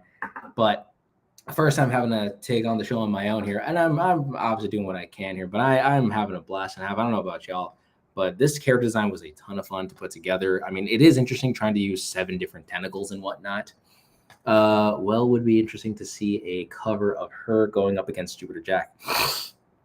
You are not wrong, Benjamin. That is definitely a really cool comic book cover concept that I would love to check out myself, because that would be very, very interesting to draw. And probably once I do the Roll for Hero recap for next week, I'll be able to properly show that off. So this means I got a lot more drawing to do. You know, now that I got some potential things working up right now, got some other ideas on the go. You know, got some public domain adjacent ideas going up. Got some some ultra value. I'm no longer making knockoff like superheroes using public domain characters. I'm actually just going to go straight for making knockoff heroes on my own. You know, we have the whole public domain series where I'm going to take just public domain characters and just give them the proper revamp that I believe they deserve. Then we're just going to do the ultra value series where I'll just make 100% knockoff characters that are like of my own creation. That way I can use it on some of my own comics and my own endeavors and projects. Who knows? What do you guys think about that kind of stuff? Again, let me let me know all in the comments. This is what up, Unc? What up, Unc? I am Unc. What the heck is going on? How you doing? How you doing, Mark the Shark? We are, what's it called? You rocked as a host, and design of the character turned out awesome. Thank you so much. I really did enjoy this character design a lot. Getting to see this in a fun little, like weird Westernish kind of style. I could do, personally, I feel like I could have done a little bit more, but I feel like less is more in this situation. So the fact that I'm able to work with, a very simplistic design really does say a lot. Plus, I can imagine this character would be a pain in the butt to color, but would be a ton of fun with the results. Like imagine her in a desert setting and you get to see her in that like tannish and like burgundy kind of stripe and polka dot colors as she's on that whole, setting and traversing through that kind of scene, where she's properly in the ocean region with beautiful coral and blues and greens. Your ideas sound great. I'm looking forward to seeing them. Hey, listen, I can't wait to see where we go with this entire science fiction universe. Honestly, I thought I was going to be designing henchmen for this overall, for Jupiter Jack, but I feel like that's got to be something that we got to do with like Mr. Fish and whatnot. So what do you guys think? So before we officially head out, or before we end it all here, because, stream might have to run a little short, or it can go longer, who knows? But what do you believe? Oh, you got to be kidding me. The future wife is just calling me. Oh, so sorry about that, everybody. So sorry about that. Let me see.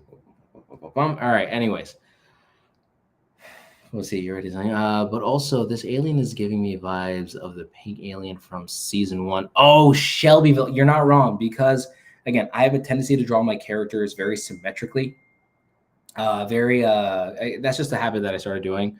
And the reason why I do this is because of the fact that if I ever look back and if I ever want to use this character for a comic book or if I want to find out how their suit looks or their design is overall, I can go back and then like take a look at it all over again. Again, best example is when you just mentioned the pink alien girl, which is Shelbyville, which one of y'all gave me such a beautiful name for that character, which is over here. Duh.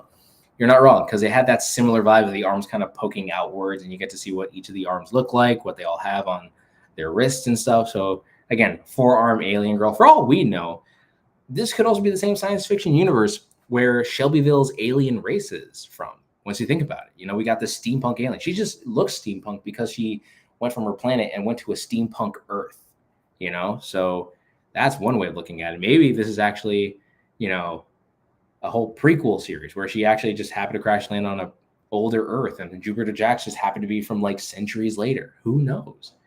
You know? But overall, whenever I design a character, I always want to do it symmetrically.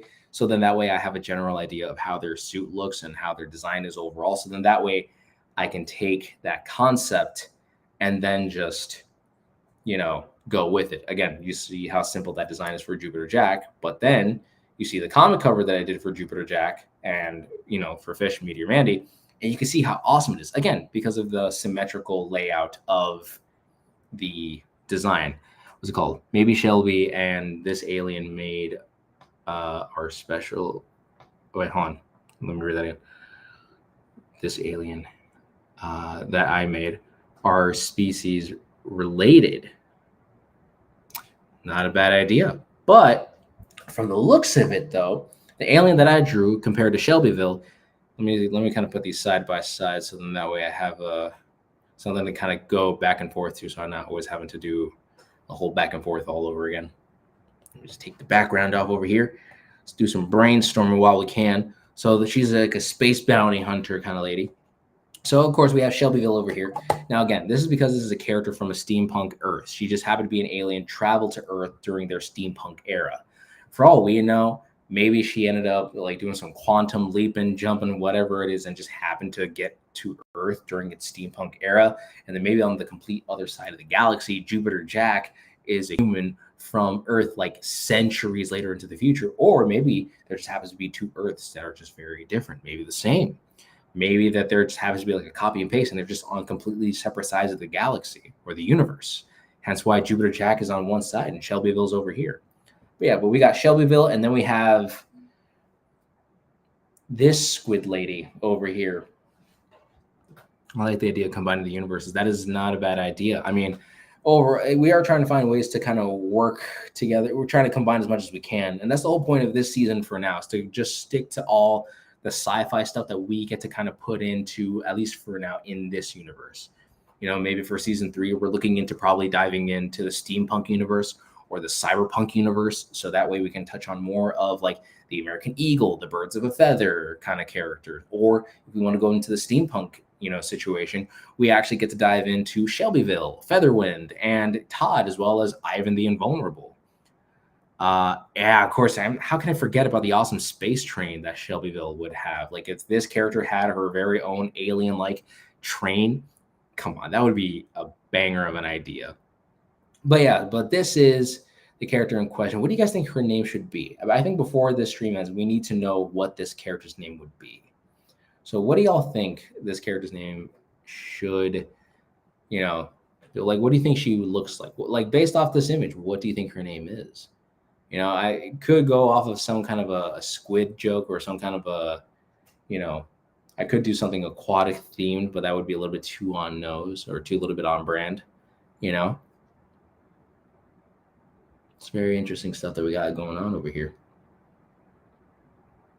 But yeah, so I tried finding ways to incorporate as much as I could. If you go for the cyberpunk universe and roll up a bunch of bird-themed characters, it would be crazy. I will admit, the American Eagle was a very coincidental character for the steampunk thing, or for the cyberpunk thing, because that was just me trying to find a way to incorporate the public domain stuff, and we just happened to do the American Eagle. And then the birds of a feather situation happened because one of y'all made a bunch of like bird jokes and whatnot, and or like references of like, you know, different kind of birds, and we're like, all right, bet we're sticking with that theme now. Y'all's fault, and we decided to just go gung ho for it. And Pigeon Forge was equally just as much of a. That was a bit too coincidental, and also Fish made his rendition of that kind of character, but with an ox, I think it is, or something like that. So we got that. We got Squidette, Squidtella. Love it. Carla Zadu. Ooh, Philip. That. I like that. I still say Miss Dobby something, and I still say Miss Dobby something innocent, but her nickname is absolutely horrific. Ooh, okay. You know what? Okay, ready. I'm gonna take all three of your names that y'all suggested, and I'm gonna incorporate that into her character. So let's say, okay, brainstorm session. Let's do it. So she's actually a space bounty hunter, known throughout a small sector, or known throughout a small, throughout the small western sector of the galaxy. I can English. This character is a bounty huntress, right? She basically makes her living hunting down people, or happens to work for the highest bidder. And she actually goes by a few names within the western sector of the galaxy. She goes by, for those that are very chummy with her, and for those that happen to be very buddy buddy, she goes by Squitella, right? Very beauteous, a very charlatan kind of a name.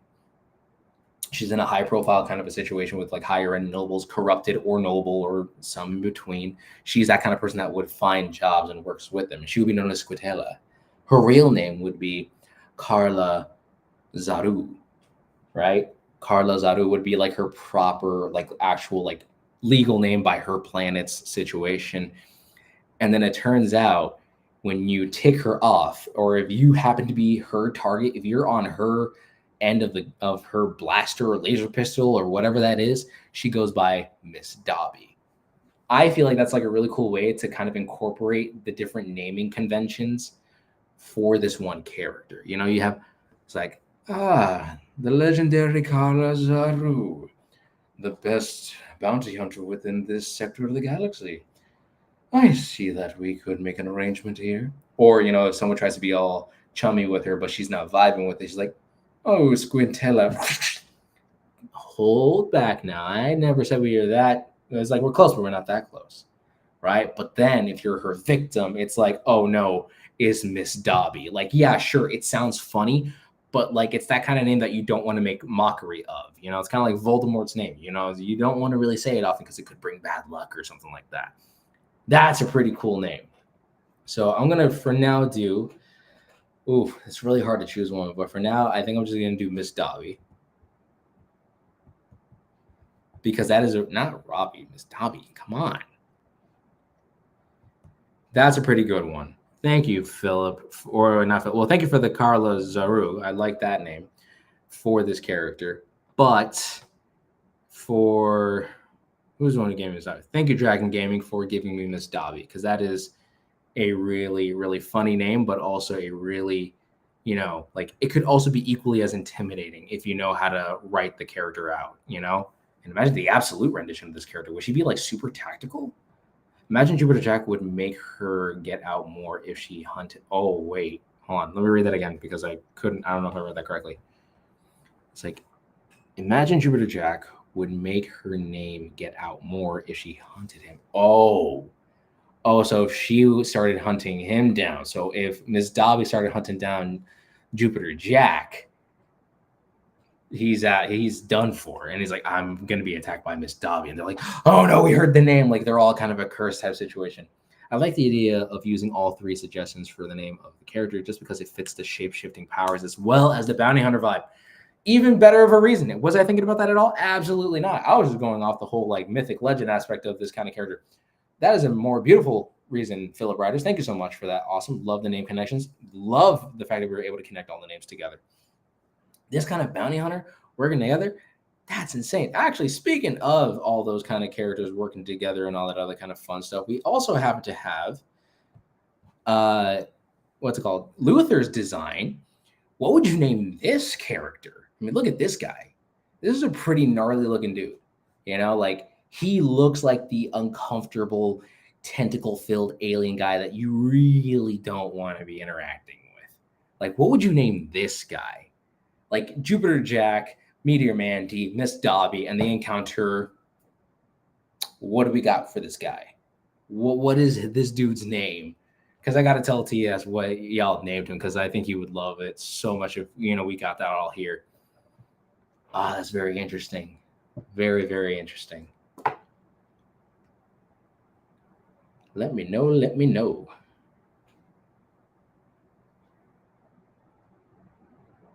Or not. I don't know. But I think for now, I think we had a pretty good standstill with Miss Dobby as the character here because that's a lot of fun to work with.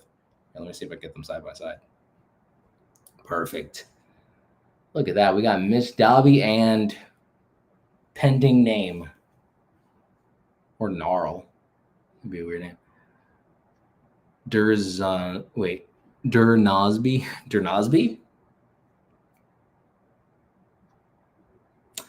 I would take the Dur away and just call him Nosby because I feel like that would be that kind of name unless Tia says otherwise. Feel like it screams the name Drudge. Dranosby. Durnosby. Drunosby. Drudge. Drusby. Drudgeby.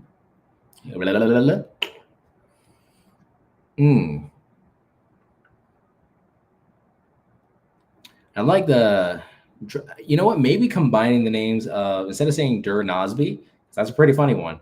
But what if we went with Nosby being like either the first or last name, or like this is like we need to talk to Drudge Nosby. It's like not Nosby. We need to talk to Nosby, creating this unholy abomination of a name. So we have Miss Dobby, the space bounty hunter, and then we have Drudge Nosby over here.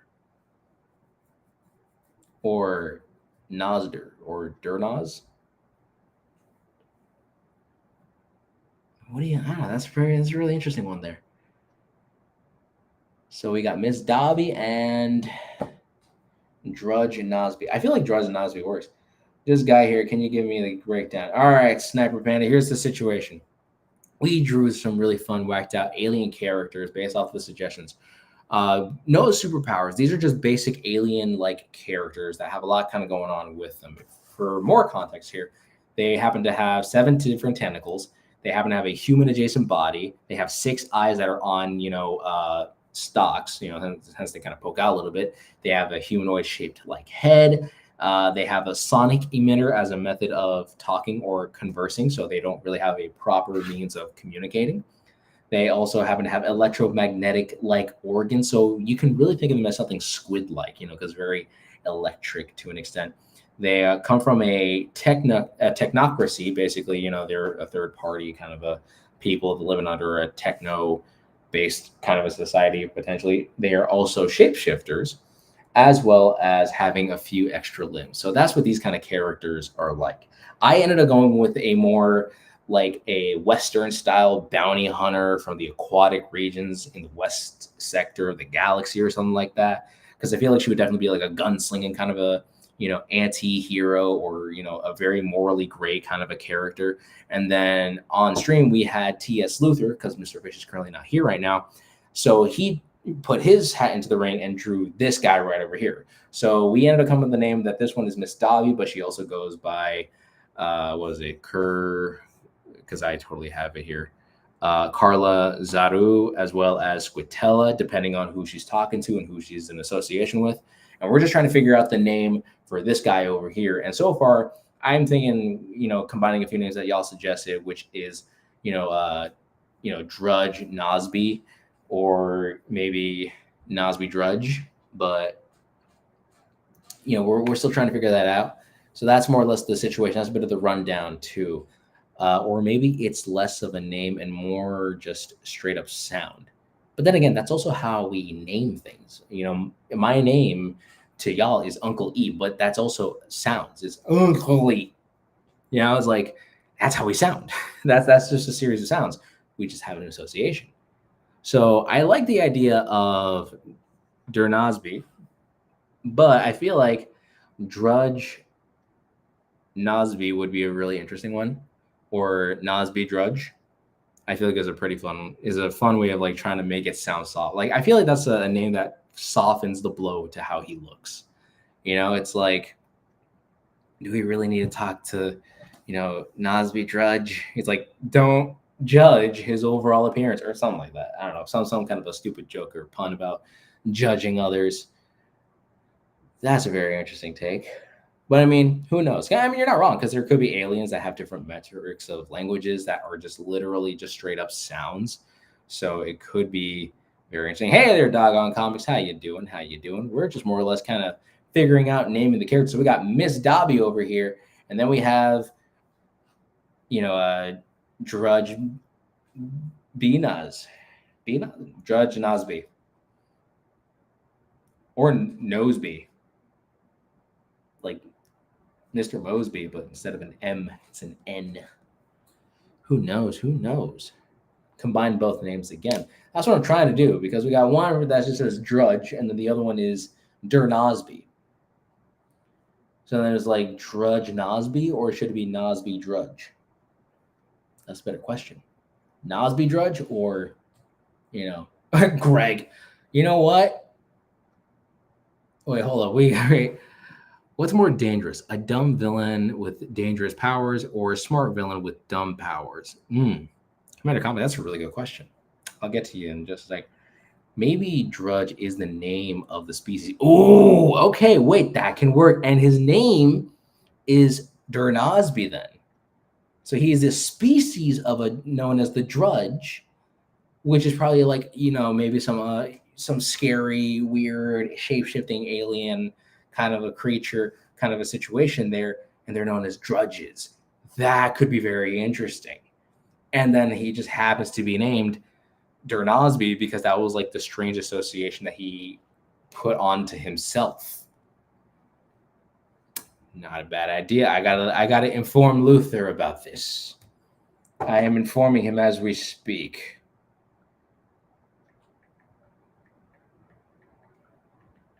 There we go.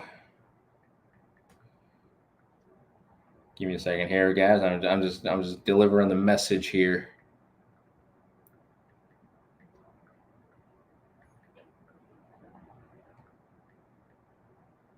There we go. Nosby sounds perfect. You're not wrong. You're not wrong. Well, I kind of figured out a way to combine the major power of transforming matter with the power of energy projection by shapeshifting the energies matter the character made. Wow. Y'all getting really creative. That's why you guys really understand. That's why I really love this show. The fact that we're really challenged. Like, even though we have the same power sets and everything, it's the fact that you have to try to find a way to make it different or keep it the same, but make it its own thing. It's like if I want to make a character with bug-based abilities, sure, I can make him climb on walls and have extra senses, make him strong. But who's to say I'm just knocking off Spider-Man, What makes my character different, even if I have something similar to what Spider-Man has? Again, you just got to go for it and just like take those similarities, but make it your own. And that's what I love about this show is that we're taking things that we've already had established. But the fact that y'all are taking it to a very different direction, giving it a unique power system, making it its own thing, that is very interesting. And that's the reason why I very much enjoy this overall thing here. Let's see, like maybe this species didn't have names, so he added that to it, like thing one, thing two. Ooh, it's not a bad idea. Maybe there could be a group of scientists that call them the Drudge, because maybe that's like one of the sounds that someone made when they were being attacked by one. Who knows? The possibilities are endless here, especially now that we're in an entire sci-fi type of situation and whatnot. Oh my Lord, you guys have no idea how much I really want to make a full-blown comic book with Jupiter Jack, Meteor Mandy, and now Miss Dobby and, Nosby, if we ever decide to use him in any way, shape, or form. Of course, royalties have to go to TS, respectively so, because, he would probably write the Absolute series and would make him the main character. Or, this is kind of out of respect. That's not a bad idea, Sniper Pen. That's a pretty fun idea. But what do y'all think of my rendition of this character? What would you guys have done differently if you were given exactly the stuff that we ended up rolling today? How would you have gone about designing this character? I would love to know how y'all would think about that, That's why I love this show so much, because again, if Fish was here, like obviously you got to see what Luther and I ended up doing. We took the same exact premise, the same exact skills and everything, and we made it our own. Like we made it our own. You guys to see what I did. You see what Luther did. Imagine if Mr. Fish was here and he did his rendition. Unfortunately, he's not. But I mean, look at that. Two very different renditions of these characters. I'm a little envious of Luther's idea because he went with a more creepy direction, and I went with a more like gung ho kind of a Western kind of an idea. Dose of the drugs have lie. Whoa, hold on. Either I read that crazy. Oh wait, there we go. It does. Does the drug that lie Wolverine's claws that come out of his arms, but like single blades? Maybe. Either I'm not reading that right, or potentially. You should make characters based off Ben 10, but instead of turning into aliens, the character should turn into monsters for the future comic. For a future comic. Love Ben 10, the classic series. Would love. I would have changed the clothing a little to look like sci-fi assassin type. Okay. To look more sci-fi assassin type. Okay, I see where you're coming from. Okay. Hey, how you doing, Katie from Facebook? How you doing? We just showing off these cool RPs that we just more or less finished, rolling up and all that other kind of fun stuff. I missed out. Don't worry, I'm having a hard time reading as it is. And the funny thing is I'm trying to get into comics as a full-time thing, so that's always fun. And funnily enough, I actually have this idea since we're on here. And Mr. Luther commented that he loved the name. He loved it. We accomplished it. We win, guys. We ended up winning Roll for Hero. That's how you do it. Stringer, that concept sounds like Nemetrix. Oh yeah, you're not entirely wrong, because that is like the Nemesis Matrix. The Nemetrix. It's the evil variation of the Omnitrix, is what has happened. Is what it is there. I see what you're saying there. But funnily enough, I actually had this idea of taking the exact concept of Ben 10, but tying it to the original roots of a DC comic concept called Dial H for Hero. So it was by sheer coincidence, because the guys at Man of Action had no idea that the comic book series Dial H for Hero was a thing. They had no idea about it. But I had this idea for a cool like cartoon or a comic book concept called Speed Dial. And it's basically like Ben 10, but it's done with the phone. And if anyone knows like the more modern renditions of Dial H for Hero, it's either like this strange magical telephone, or it's like a telephone dial, the one that you have to spin and it has to go all the way back kind of a thing. Yeah, it's one of those old ones. So the main character would actually like try to, like in the older comics, if you dialed HERO, it would turn you into a hero. In the newer comic, it's more like the red phone, like what Batman uses for the Adam West series. And it puts you in a little telephone box like how Superman does, turning you into a random superhero. Anyways, have you seen Stranger Things season 5? No, I have not. And honestly, I don't know if I really want to. No hate to the cast or to anything like that. Just, for me, it kind of died off. The love for it just kind of just faded for me. Maybe if I ever get into that mood, probably. Oh, that is a good one. Comic book. All right, let me see. Funny enough, Ben 10 was supposed to be an X-Men. Interesting. Because, those guys did relatively work for some comic companies. I think they work for Marvel, Man of Action. Rotary. Yeah, that's the rotary phone. Yep, that was the concept. So my concept for a show would be called Speed Dial. And you guys would actually follow a kid by the name of Max Dialton and his overall adventures. And he gets this strange interdimensional phone. And it turns out it just has a bunch of these little apps or whatever. And if he taps on one of those apps, all of a sudden it turns into he'll transform into the said, hero or whatever. Again, I haven't fully worked out the details, but it's like Ben 10, but with proper superheroes instead of aliens, which probably wouldn't be as iconic. All right, would have clustered 6 of the eyes, split them into 2 groups, which rotate for different kinds of range, sight.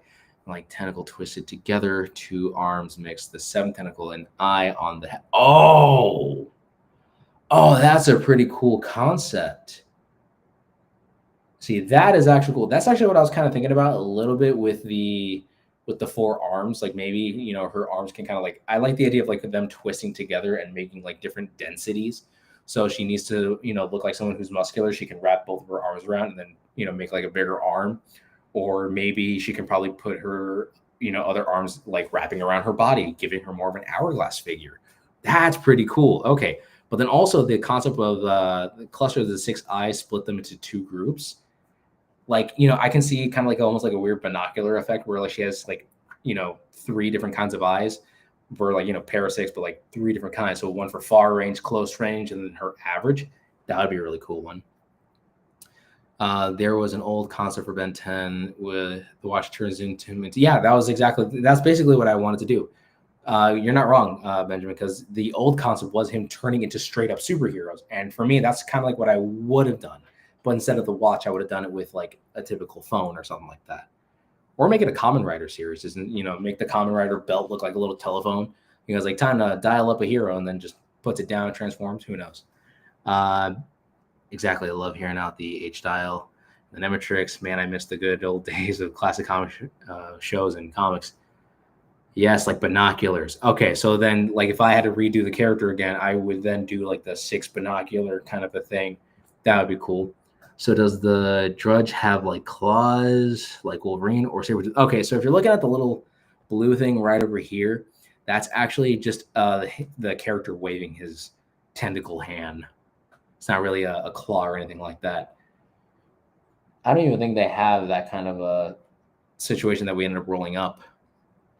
Because they have electromagnetic organs. So again, I'm thinking like with electromagnetic organs that they're probably some kind of an alien that's very, very squid based. Again, squids don't, to my knowledge, they don't have anything, bone related, unless you're probably talking about their beak that they have and as their mouth or whatever. But the idea of them having that kind of like, neuro link to their whole body, but they happen to have a more humanoid shape. That's something that we can really look into. Imagine the concept you just thought up with the phone, but also an evil version of it. Oh yeah, and then you could come up with different phone case designs, or like probably different types of screensavers, or maybe if the phone got cracked, it would merge 2 heroes, kind of like how it did in that one Ben 10 episode, where like he took off the simple little ring around the watch, but it was able to like merge 2 aliens together, like Diamond Head and Gray Matter, and like I forgot, it was like Heat Blast and one other character. I forgot which one it was. And made a underscale translucent to show the glowing electromagnetic organs, tempting the enemy to attack by fake organs, keeping the real ones hidden. Oh, look at you, Dragon. You don't think that you're better than me? How dare you? It would be funny if you rolled up a hero that you just thought of in the series. Honestly, that would actually be a really fun series to dive into. Like we just rolled up a bunch of random heroes, but those are like the heroes for speed dial, the phone-based hero concept.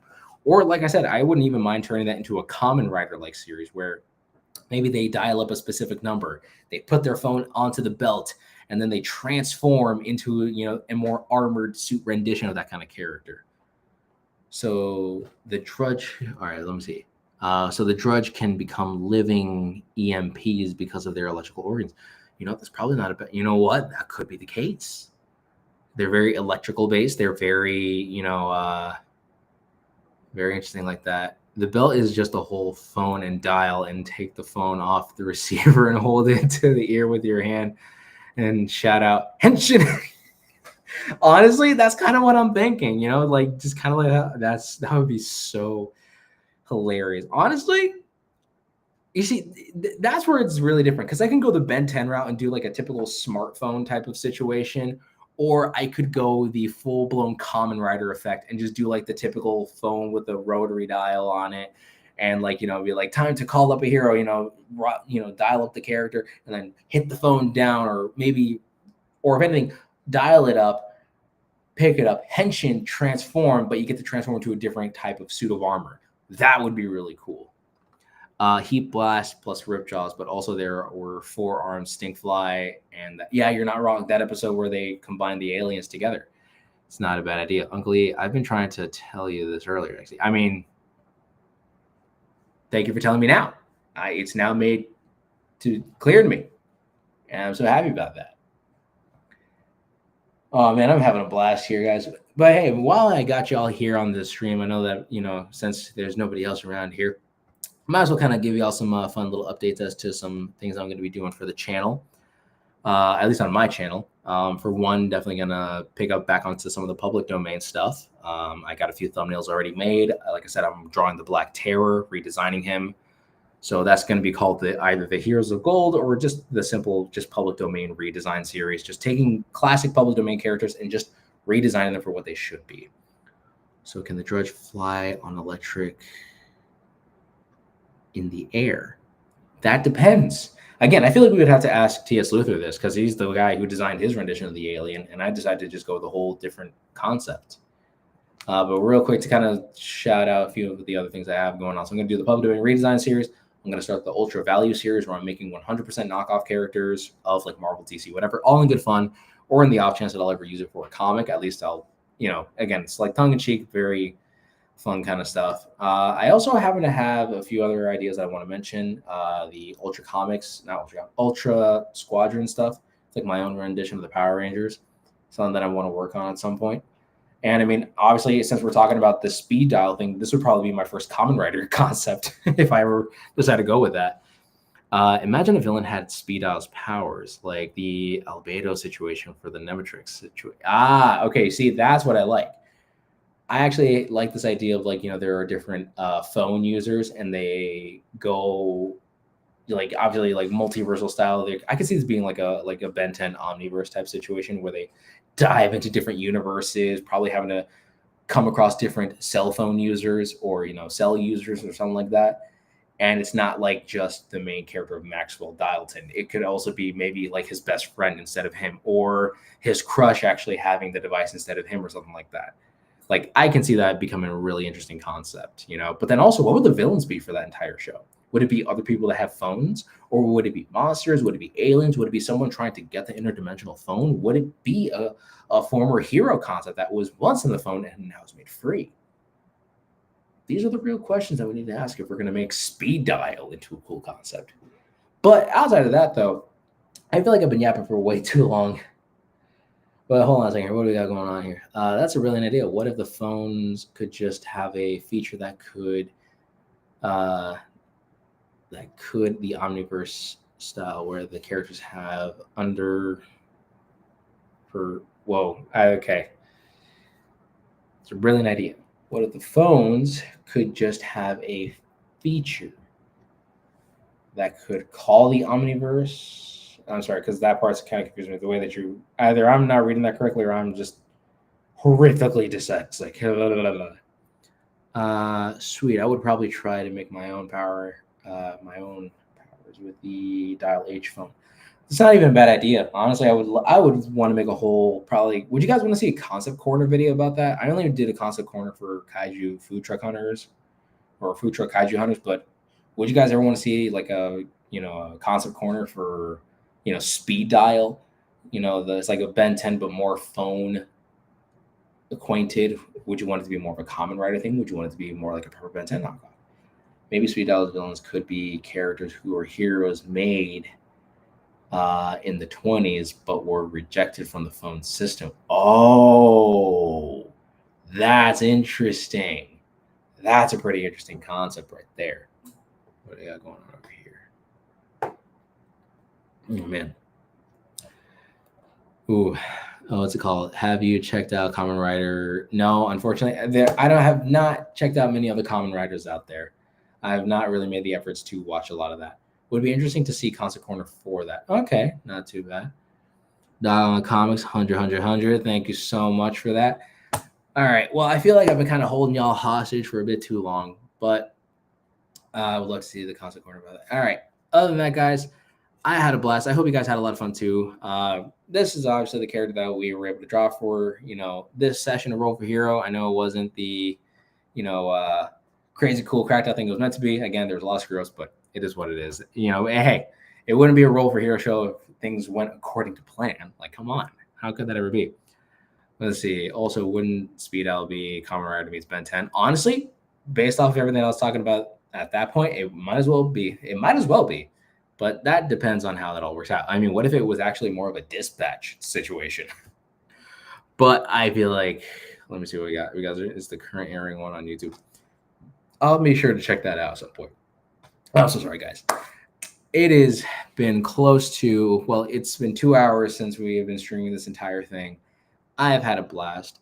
Guys, thank you guys so much for watching this entire stream. So, of course, I'm going to be ending off this entire thing on that note. Just let me end this whole thing. I'm sorry. This is not my top tier A game. I'm not usually like this. Y'all know how I'm usually like.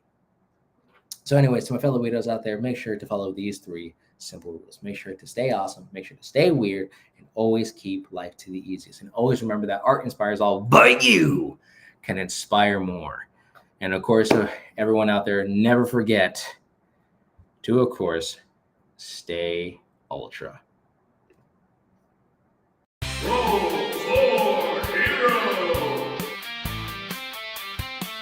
You know, and even if you were to have like a prompt of 10 different things, right? Like say if you had one prompt of like, oh, like here's 10 different personality traits, here's 10 different superpowers, here's 10 different drawbacks. I like coming up with random list of powers and then just see what I come up with. Imagine rolling just those things every single time. It's always going to vary. You know, the possibility of that happening is again like a 1 in 10 chance, but it's like it shows that there's an infinite There's possibility. always something else cool right around the corner that we can come up with because there's no end to the prompts. There's no end to what we can roll up. We're going to be officially rolling for superpowers. This is usually the make or break. Roll